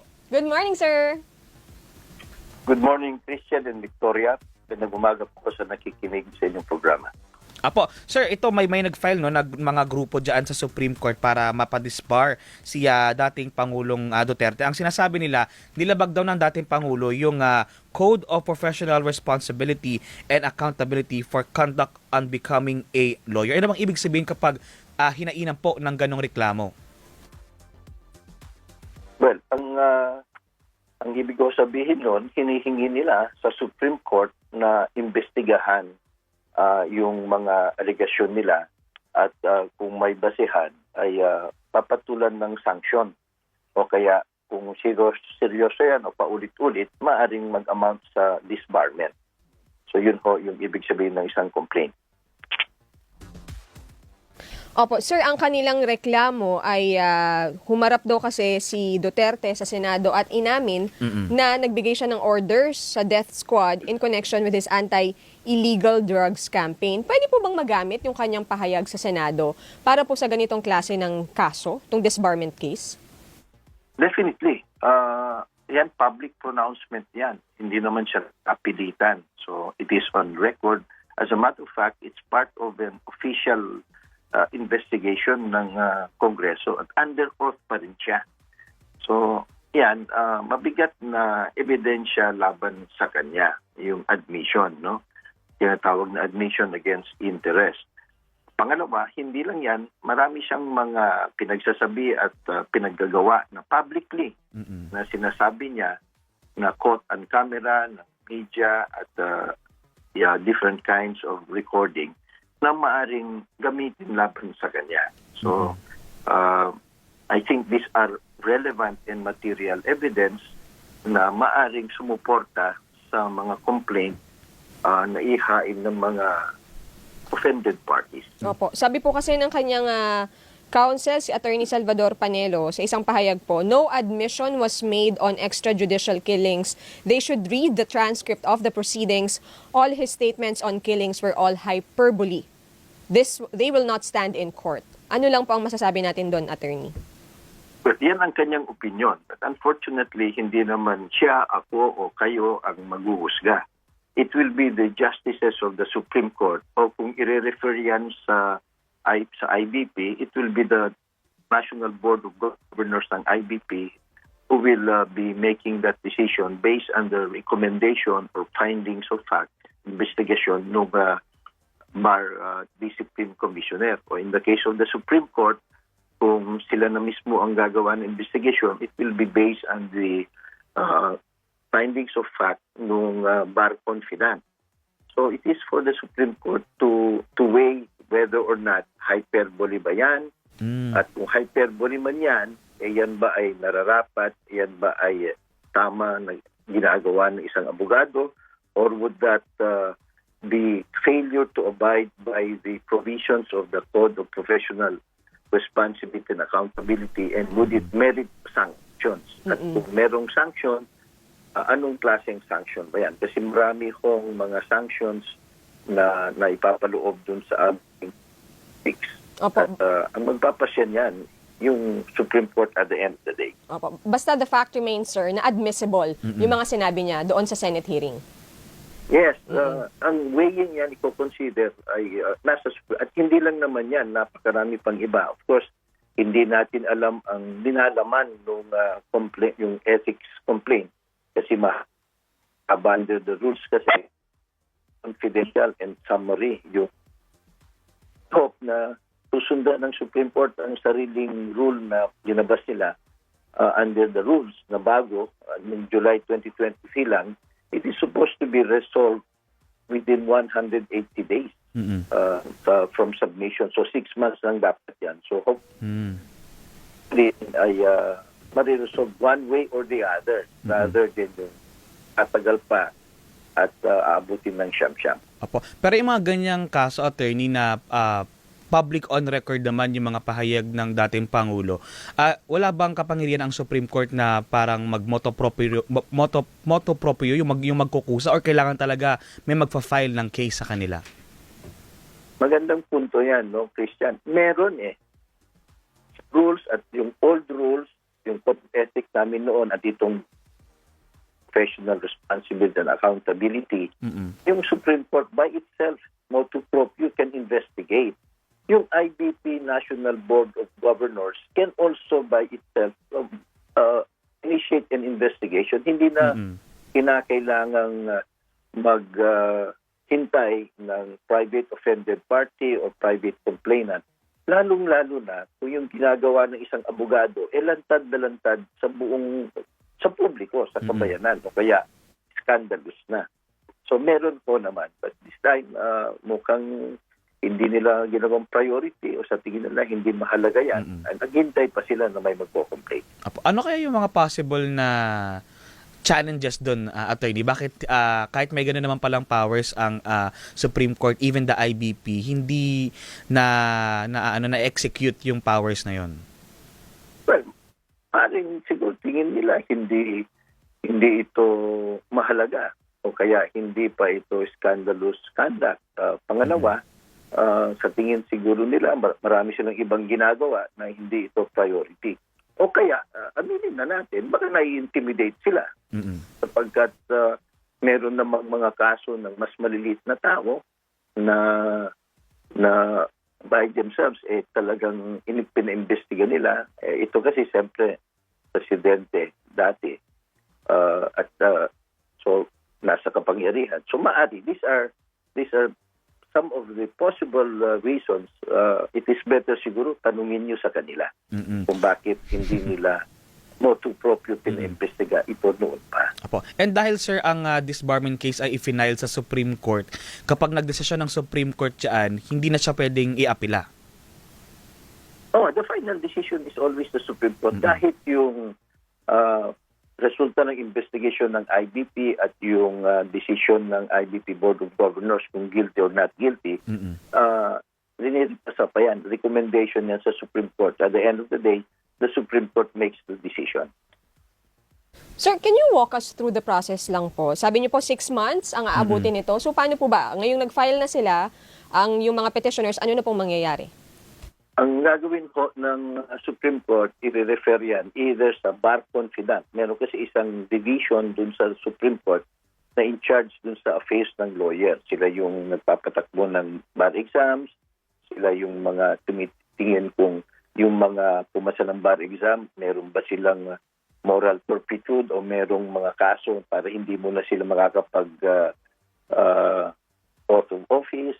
Sila din po yung mga nagtatanggal sa role of attorneys dun sa mga nadidisbar. So yan po yung isang unit doon in charge of that bar discipline. So kung pwedeng i-refer ng Supreme Court doon, pwede rin po at karamihan rin-refer ng Supreme Court sa Integrated Bar of the Philippines. Meron tayong tinatawag na Commissioner on Bar Discipline. 150 lawyers yan coming from the different regions of the country, IBP regions. Yan ay bine-vet out with integrity, with competence, with efficiency. Tapos sila yung binibigyan ng IBP Board of Governors at ng Supreme Court ng tungkulin na imbestigahan itong mga complaints against lawyer. Pwedeng isang discipline commissioner yan o kaya 3. So pasasagutin ngayon yung nasasakdal o yung kinokomplain.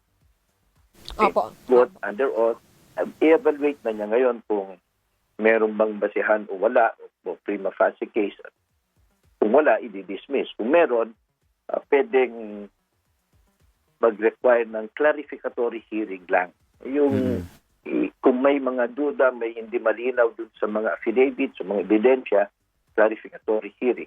Pagkatapos nun, gagawa na siya ng report sa kanyang based on the evidence na sinabmit, mga sworn statements. Gagawa na siya ng report sa IBP Board of Governors. Ito yung mga hinahalal ng mga abogado na mamumuno sa kanila, headed by the chairman and the president, national president. Hinahalal itong mga abogado every 2 years.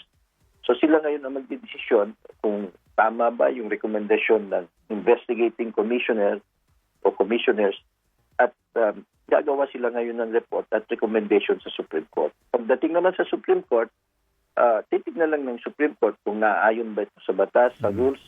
At ang required na evidence lang dito, hindi proof beyond reasonable doubt. It's not even which is required sa criminal case o kaya preponderance of evidence required sa civil case.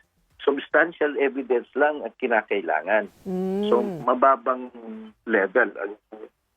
So, substantial evidence lang, any relevant evidence sufficient for a reasonable mind to conclusion. So, madali lang. Kaya nga, yung proseso, summary. Ibig sabihin, hindi ho kaso sa korte.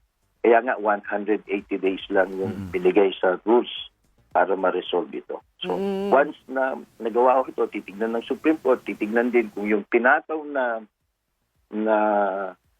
rusa, ayon dun sa scale of offenses, whether it is serious, less serious, or light offenses, at yung parusa. So, malaki ang discretion ng Supreme Court nito at saka ng IBP Board of Governors. Kasi nga, naiibang klaseng kaso ito eh. So, pag naglabas ng desisyon ng Supreme Court, yun na ho, yun. Final na yun. Kasi nga, Supreme Court naman en-bank ito. So, ganun ho dapat kabilis. Summary in nature. Malinaw yan sa rules. May definite timetable. But unfortunately, based on our experience, yung nakita natin nung nakaupo tayo bilang national president, marami kong mga kaso na tumatagal, inaabot ng siyam-siyam. In a way that siguro nurtured yung kultura na impunity ba? May mga nakakalusot. Kaya lumalala ko minsan yung lack of ethical conduct. Opo. Diyan muna tayo, attorney. Abangan natin kung talagang magpo-prosper itong disbarment case ito. Attorney, maraming salamat po at sa susunod po ulit. Salamat po. Thank you po, attorney. Maraming salamat sa lahat.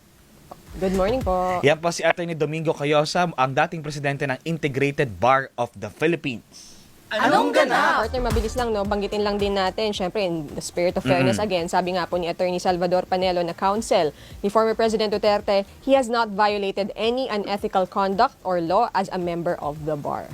Yan ang mula sa panig ng dating Pangulo. Tuhugan na natin ang usapang justice, partner. Oo, diba? Oo, makakausap naman po natin ngayon ang ating rin pong suki, si Department of Justice Undersecretary Raul Vasquez. Good morning, sir. Welcome back. Morning, Yusek. Welcome back. Good morning, Christian. Good morning, Victoria. Magandang umaga sa mga manonood at tagapakinig natin. Thank you, sir. Sir, nabalitaan po namin yung pagfa-file ng 62 counts of money laundering against former Bamban Tarlac Mayor Alice Go. Ano po ba ang pinagbasehan ng DOJ po dito? Yung pinagbasehan nila ay yung mga pieces of evidence submitted in relation to the expenses, the purchases ng mga yung Pogo Hub doon sa lugar. At ito ang naging basehan kung nakita nila na may mga violations ng ng money laundering at yun ang naging basehan. Yan ay isa lamang sa mga maraming kaso na hinaharap ngayon ni Alice Go. Opo, kaya yung ibang mga personalities na involved din sa Pogo, sir, like si Cassandra Ong, hindi siya kasama dahil siya ay Porac, Pampanga, Pogo naman. Itong 62 counts ay Bamban lang. Correct. Pero may pending case naman tungkol sa kanila. Money laundering cases din at ibang mga violation ng batas. Opo. Sir, yung ibang mga humaharap din po nitong money laundering along other than Go ay wala dito sa Pilipinas. Gaya po nung tatay niya, si John Zongo, yung kanyang di umano ay nanay, yung kanyang mga co-conspirators. So, paano po hahabulin ng DOJ itong mga personalidad na ito? Requirement sa criminal cases, Victoria, na kailangan merong jurisdiction, personal jurisdiction ng ating bayan, ng ating mga korte sa mga akusadong ito. Oo. So, dahil wala sila dito, hindi rin natin sila mahabol? As to them, yun ay hindi tatakbo yung kaso hanggat hindi serve yung tawag nila, no? Hindi na bibigay sa kanila yung pagka two ways kasi na they would be considered as within the jurisdiction ng korte. Una, yan ay voluntary surrender nila at kung sila ay maaresto kasi kung mag-issue ng warrant of arrest ang korte na kung saan nakabinbin yung isang kaso. Apo. Ito pong final Yusek na recent case sa money laundering, saan korte po to final ng DOJ? Ikukuan pa yan, no? Magkakaroon ng ng raffling at hindi pa natin alam. But definitely sa regional trial court yan. Pero dito lang din, sir, ba sa Metro Manila or sa Tarlac din po ulit? Most likely sa Manila kasi nga pati nga yung paggamit naman nila, depende din kung saan yung situs ng krimen, ano? Kasi kung saan nangyari yung pagtatago, yung pag-violate ng money laundering sa kadahilan ng ang criminal case kasi, Christian, ay territorial kung saan ginawa o saan kinumit yung isang bagay. And then, sir, kapag nasa korte na at ang judge ay naglabas ng arrest order, yung ibang mga akusado kahit nasa ibang bansa sila, mas kaya na nating habulin through connections natin sa international community. That's one possibility, but yan ay kung meron lang tayong extradition. Kailangan nating ibalik yung mga taong yan dito para sila ay haharap sa sakdal nila dito sa Pilipinas. Opo, kasi 'di ba yung iba dun, yung tatay niya parang may report natin na wala na dito sa Pilipinas. Oo. Yes, yun ang isang prosesong legal, Christian and Victoria, na titignan natin ng mainam para tatakbo yung kaso. Kasi kung hindi, yung mga taong nandito lamang nasa jurisdiction ng ating mga korte ang sasagot at sila yung masasalang sa prosecution. Sir, dito sa issue ng money laundering, titignan din po ba ng DOJ yung mga bangko, yung mga financial institutions? Kasi sabi po ni Senator Sherwin Gatchalian, dapat questionin or mapanagot din sila dahil paano dumaan yung perang yon without them knowing or reporting? Yes, pero yan ay jurisdiction ng Bangko Sentral. Kasi sila yung merong otoridad with respect to the conduct of business of banks, no? Pero kung meron silang criminal participation, let's just assume na sila ay active na conspirator doon sa money laundering, any of the bank employees or officials, then they could be made liable as well as conspirator. Pero sa ngayon kasi, ang mga nakasuhan lamang ay sina Alice Go at saka yung mga ibang partido, ibang personalities. Yung sa bangko, iyan ay aspeto ng kasong ito na dapat usigin ng mainam ng ating gobyerno, particular ang mga financial investigators natin, yung regulatory body that oversees the operations of the banking industry. Opo. Paano ba ang responsibilidad, sir, ng mga bangko nga kapag ganitong baka may money laundering na nangyayari? Well, obligasyon nila kasi sa Anti-Money Laundering Act na i-report yung mga lahat ng mga suspicious transactions. Kasi nga, yan ay isang aspeto ng pag-commit ng krimen. Ano? Kasi kung merong fruits of the crime na tinatawag, itatago mo at itatago yan. At since fruits of the crime yan, Victoria, kailangan na dapat hindi mag-benefit ang sino man dyan at pwedeng i-forfeit ng gobyerno. Ang problema, kung pinahayaan nating yung isang pera, for example, na galing sa masama, ito yung dirty money na tinatawag, kaya nga laundering eh. Yung term na yan is by itself, it describes the process na you clean up the so-called dirty money, make it legitimate para sa purposes ng mga offenders o yung mga criminal people who conducted or who performed that illegal activity. Oo. Sige nga, sir, sorry paki-elaborate nyo nga po. Ano ba ibig sabihin ng money laundering? Kasi lagi natin siyang naririnig, pero baka yung mga kaserbisyo natin hindi mag-grasp fully kung ano yung ibig sabihin ba talaga nung paglalaba nung money pera. laundering. Opo. Dapat kasi yung mga lehitimong pera lamang ang dapat gamitin mo. Pag ang isang pera, for example, ay galing sa masamang gawain, hindi dapat na payagan na maging ma-beneficial kahit sino man. Kasi nga, crime does not pay, sabi nga nila. So if you allow, for example, na yung mga nag-commit ng krimen na to ay magbebenepisyo o makikinabang sa kanilang mga illegal na aktibidades, iyan ay isang paraan na mapipigilan yung laundering kasi hindi mo magagamit.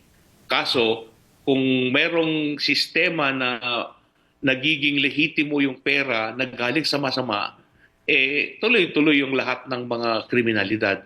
So, that's one way of addressing criminality, to stop the criminals from benefiting or from being able to gather and to enjoy the fruits of their crime. Opo, sorry, clarification lang, sir. So, paano nila pinagbumukhang malinis yung dirty money? Kasi pinapadaan nila sa banking institutions? Yes. Kasi normally,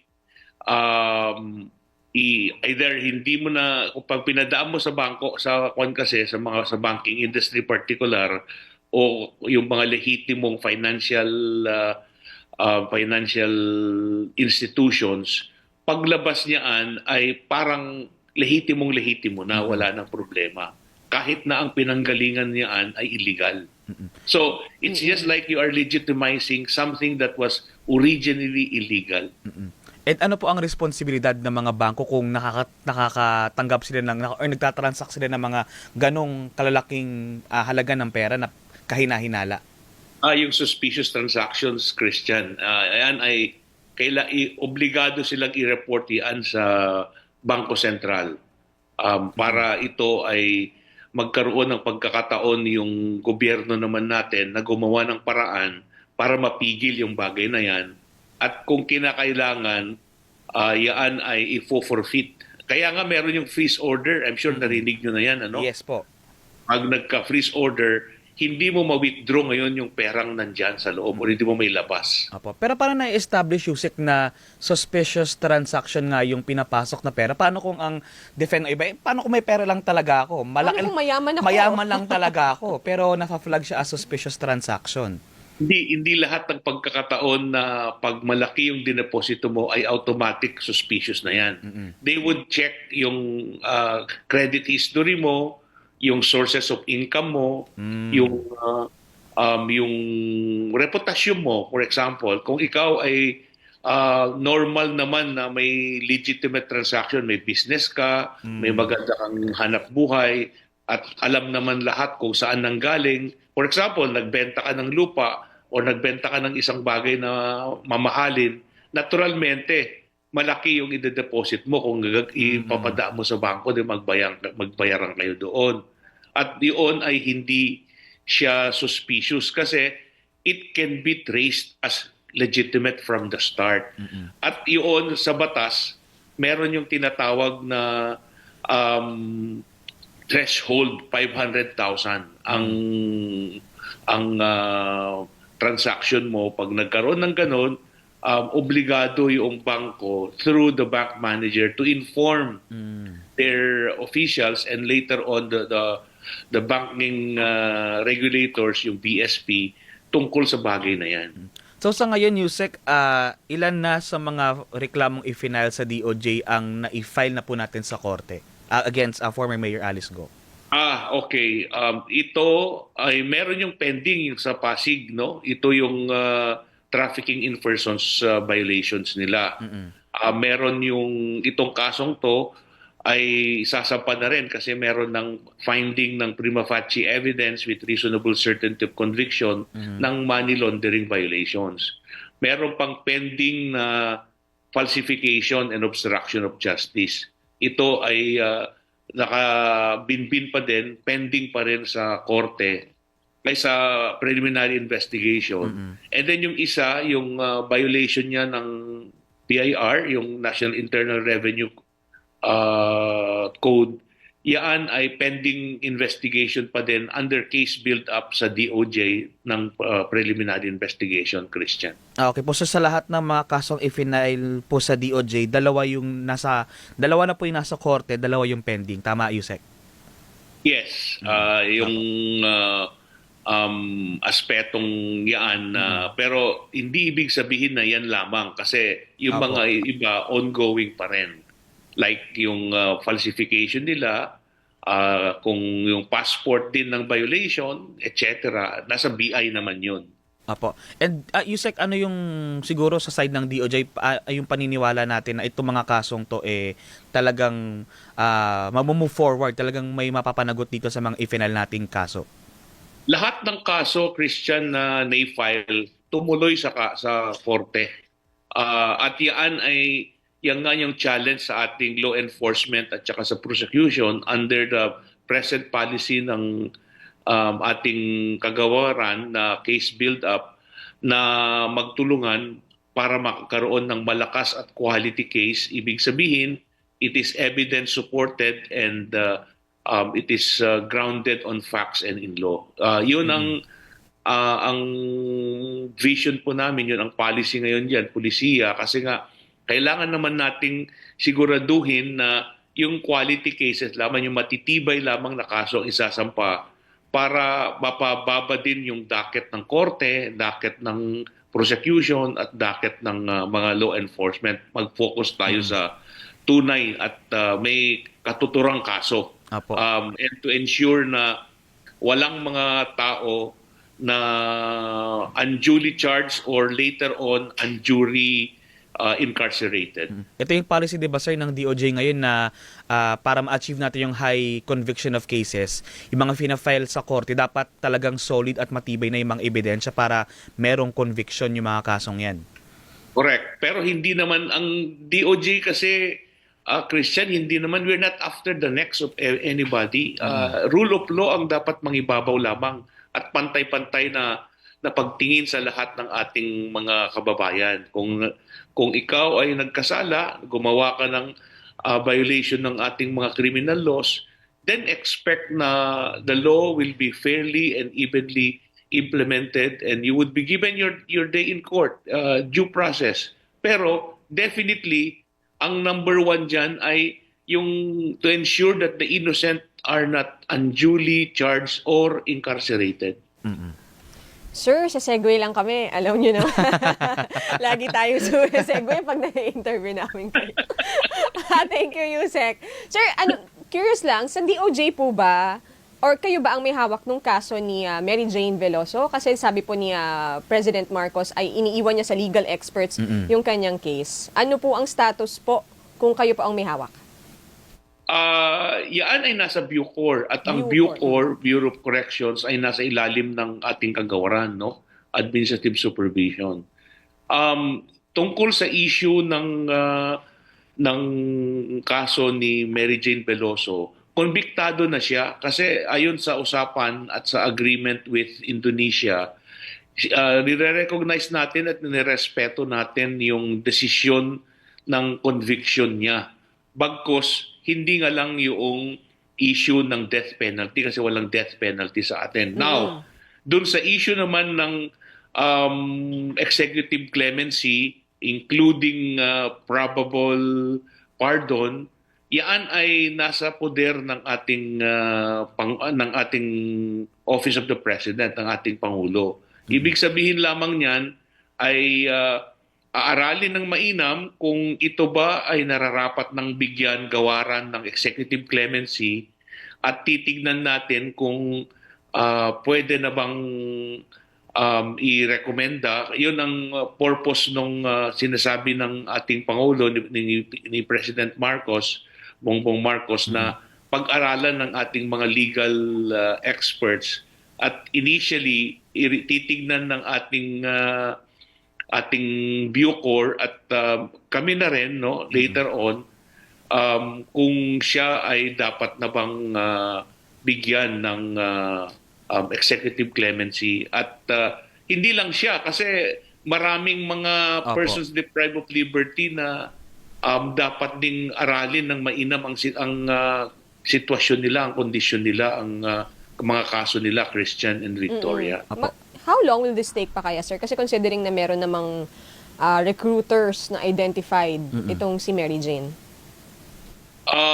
Yan ay regular, normal na proseso at tuloy-tuloy yung pag-review ng ating mga otoridad dyan sa Bucor na aralin at titignan yung mga records ng ating mga persons deprived of liberty at maggawa ng rekomendasyon sa ating Office of the President kay President BBM para gumawa ng o maggawad ng executive clemency kung kinakailangan. Pero at yan ay hindi binibilisan. May isang anggulo kasi na medyo ticklish. Ito yung good conduct time allowance. Yung good conduct time allowance, yan ay isang batas dito sa atin na meron ng IRR, by the way, meron ng implementing rules and regulations. Marami na ang pwede nang mag-avail dyan. Dati-dati may mga taong excluded. Pero ng Korte Suprema naglabas ng isang desisyon na ang sabi ay pwede na rin tanggapin, pwede na rin i-enjoy ng mga persons deprived of liberty who were charged with heinous crimes or if they were recidivist. Yan ay dati-dati hindi sila pwede pero ngayon pwede na kaya lalong dumami ang mga pwedeng mag-avail yan. Ang kaso ito, ang siste ito, pwede mag-i-avail ng isang tao na Pilipino na nakulong sa labas ng bansa. Yan bagay na yan. Yan ay isang legal issue na pinag-aaralang mainam ng ating mga legal minds dyan sa Bucor para titignan kung pwede bang gagamitin. But definitely, lahat ng aksyon ng ating gobyerno naman, yung policy kasi natin ngayon is to perform our duties and responsibilities under the prism of human rights protection and promotion. Kaya, personally, sa tingin ko, pag-aralan ng mainam yan kasi we should always act in favor of liberty, constitutional rights of people. Apo. Pero Yusek, yung nabanggit lang ni Pangulo na up to the legal experts yung kapalaran ng paggawad ng executive clemency. Kasama po ba yung DOJ doon sa mga legal experts na yun na kailangang mag-review? Yes. Ito yung magre-review and then maggawa ng rekomendasyon at doon magbabase ang ating Pangulo kung ano yung kanyang magiging desisyon, kung ibibigay ba o hindi ang isang executive clemency. Kasi absolute power ng executive branch yung karapatan na yan, Christian, sa ating konstitusyon. And so far, sir, sumalang na po ba sa panig ng DOJ kung meron na po? Kung sumalang na? Alin sumalang? Yung kay Mary Jane Veloso? Yes, sir, yung review para doon sa hiling na executive clemency. Kasama siya sa lahat ng kwan. Hindi ka lang, may mga, di ba, remember na merong ang gusto nilang yung request ng panig nila. And this is understandable na pagdating dito, kailangan i-release na daw kaagad. Hindi ho ganun dahil meron tayong international agreement, pagkus executive yan, na pinirmahan ng Pilipinas at ang Indonesia na nagbukas yung pintuan para mapabalik yung isang konbiktado doon sa kanila na Pilipino para mag-serve ng sentence dito. Hindi natin basta-bastang matatalikuran yan. In fact, hindi lang ho ang mata ng ating mga kababayan na nakatingin dito, kundi mata na rin ng lahat ng mga countries, member countries ng ASEAN at saka UN, kasi we have been very responsible as member state of the UN and the ASEAN. Okay. Sir, thank you very much po sa inyong laging pagpayag na ma-interview namin kayo. Thank you, sir. Nasulit po ulit namin, Yusek. Nasusunod po ulit. Iisip pa kami ng mga pang-segue. Salamat, Thank you very Yusek. much, Christian and Victoria, at good morning po sa lahat. Good morning, Good morning po. din po. Yan po si Yusek Anong ganap? Raul Vasquez ng Department of Justice. Oy, good morning. Good morning din po sa ating mga kasama sa YouTube. Alan Simeon from Cabanatuan City, si Arthur Fleck. Sabi niya, Victoria! Sumisigaw siya, Victoria! Sabi ni Shinchan, Uy, Arthur, wag mo sigaw sa Victoria. Si Arnaldo Albelda, magandang umaga, Teleradyo Serbisyo. Nakatutok na ang mga taga Samal, Bataan. Aba! Good morning po. Si Richard Eliazar naman galing nanonood from Santa Rosa, Laguna. Si Bing Manaay from Antipolo. Good morning po kay Mark Vincent. Sabi ni Mark Lester Alvarez, puro na lang hyperbole ang palusot. Uy, good morning din, Nicole Ann at RJ Abrea. Ayan. At least po ay nabasa natin yung statement ng kabilang panig at sinubukan at inere po natin. Ginawa po natin i-ere yung kanilang panig. Ang oras, partner! Oy, 7:47 na. Magbabalik po ang Anong Ganap? Sina Christian Yusores at Victoria Tulad sa Anong Ganap?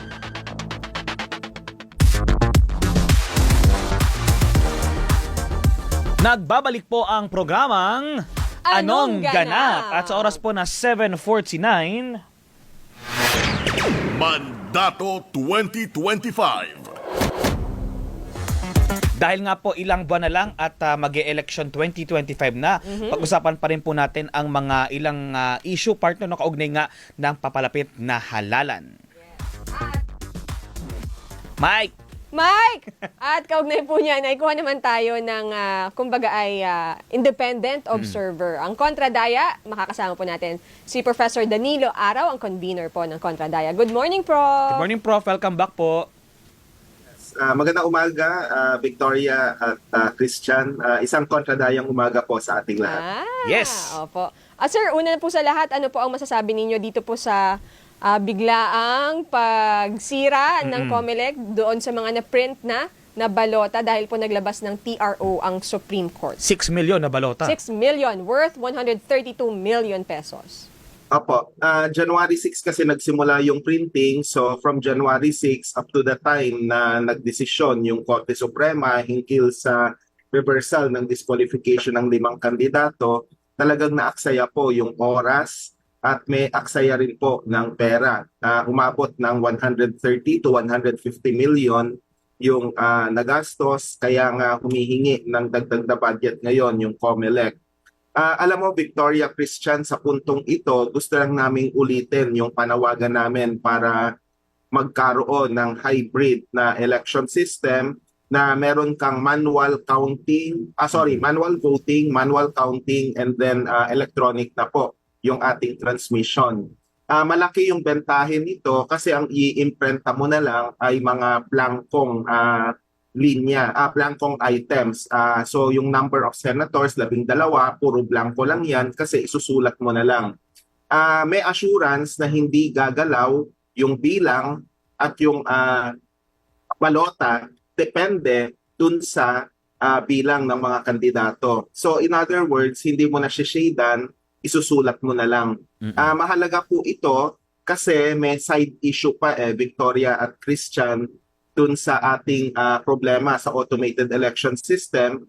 May pending na petition din hinggil dun sa kontrata, yung joint venture contract ng Miru na siyang mangangasiwa ng eleksyon. Naalala natin, ito yung pumalit sa Smartmatic.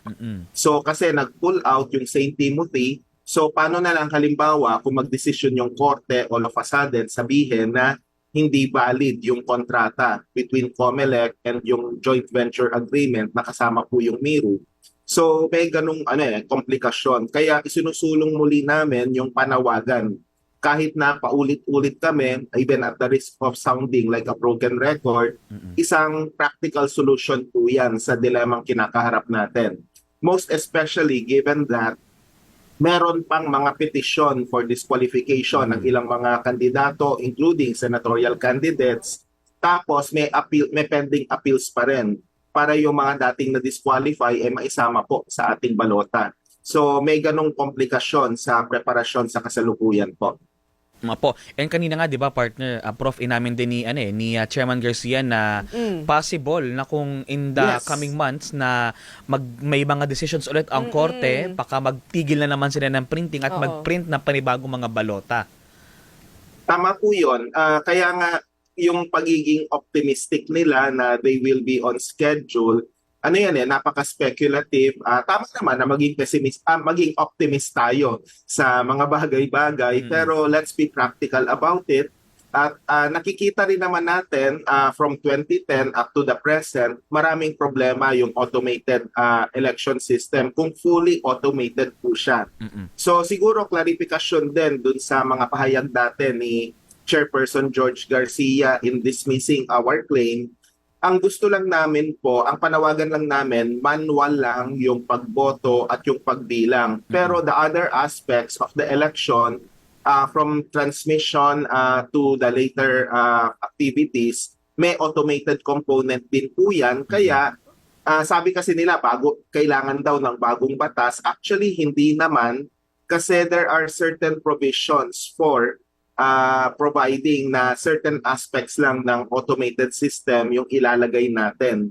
Tapos, gusto ko lang sanang idiin din na kahit ang COMELEC sa kanilang mga presentation sa publiko, sa kanilang voter education program, they also use the term hybridized elections na medyo malapit ng konti dun sa proposal po namin.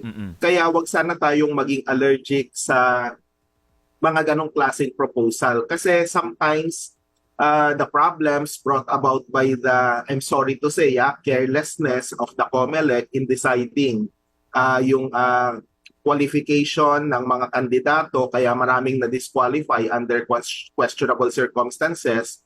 At trivia pala, yung isa sa mga dinisqualify nila 3 minutes late lang sa pagsumite ng kanilang ng kanyang certificate of candidacy. So yung mga ganung technicality na dapat na pinapalampas, masyadong naging stricto yung COMELEC. So that's why we're in this mess. Apo. And that's why all the more dapat maging practical na yung COMELEC. May pagkakamali siya noon, tapos siguraduhin sana natin na maitatama ito. And yung proposal namin for a hybrid form would be one way to go po sana. Opo. And dahil nga sir, dahil napaka-limited na nung timeline natin and may possibility nga na magganon ng maging sitwasyon, itong inyong pong proposal na hybrid, paano ba ito ma-execute, sir? Mayroon pa ba tayong panahon kung sakali mang i-consider nga ito ni COMELEC?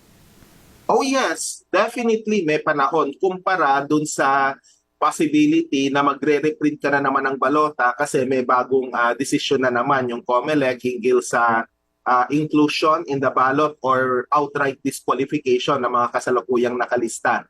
Let us be concrete about it. Ang projection ng COMELEC, yung pagkalaki-laking balotang iniimprenta nila, they can print around 800,000 to 900,000 per day.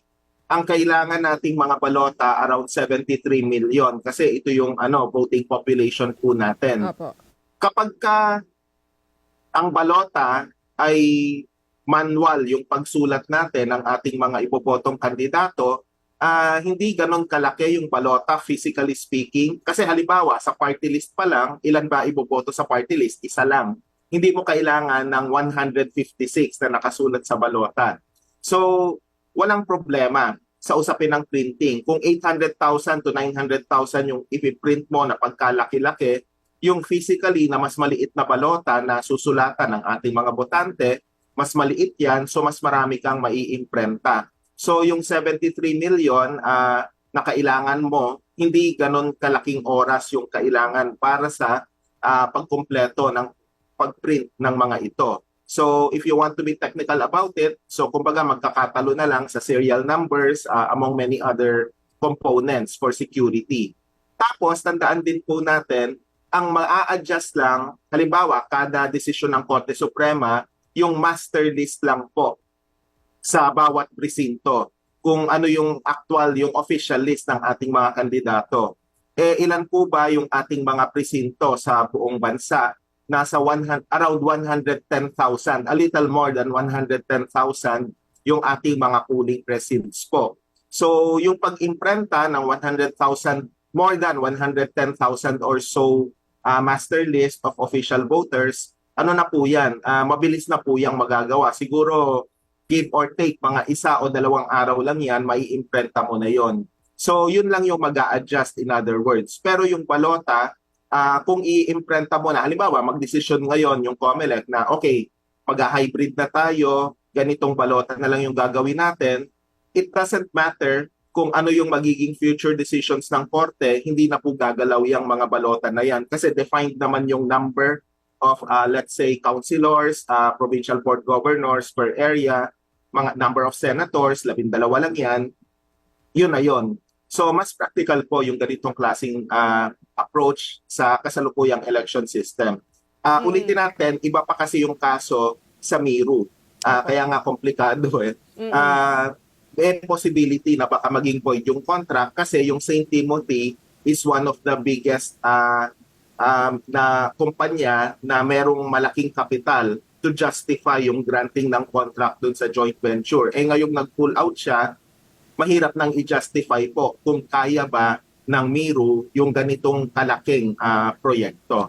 Opo. So maganda rin talaga na nako-consider rin po yung mga inputs gaya po sa mga groups na kagaya po ng Kontradaya. Prof, thank you very, very much po sa inyo pong insights. Maraming salamat po sa pagsama sa amin today. Sa ulitin ulit, Prof, dahil mahaba-haba pa itong election serye natin. Election serye natin, sir.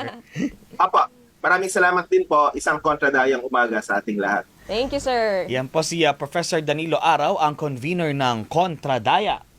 Anong ganap? Partner, habol ko lang. Good Yo! morning po from Alipin and family from Balayan, Batangas. Salamat po sa panonood sa amin. Salamat po, maraming salamat po at happy Sunday po sa ating lahat. Partner, alas 8 na ng umaga. Uwian na namin. Hanggang next week po ulit Saturday, Sunday, 6 a.m. to 8 a.m. dito po sa Teleradyo Serbisyo at Radyo sa 630. Muli po, ako po si Christian Yosores. Ako po si Victoria Tulad. Happy Susunod weekend. na ang Aprubian with Sir Danny Buenafe. Happy weekend po mga kaserbisyo. Bye-bye. Ingat. Anong ganap?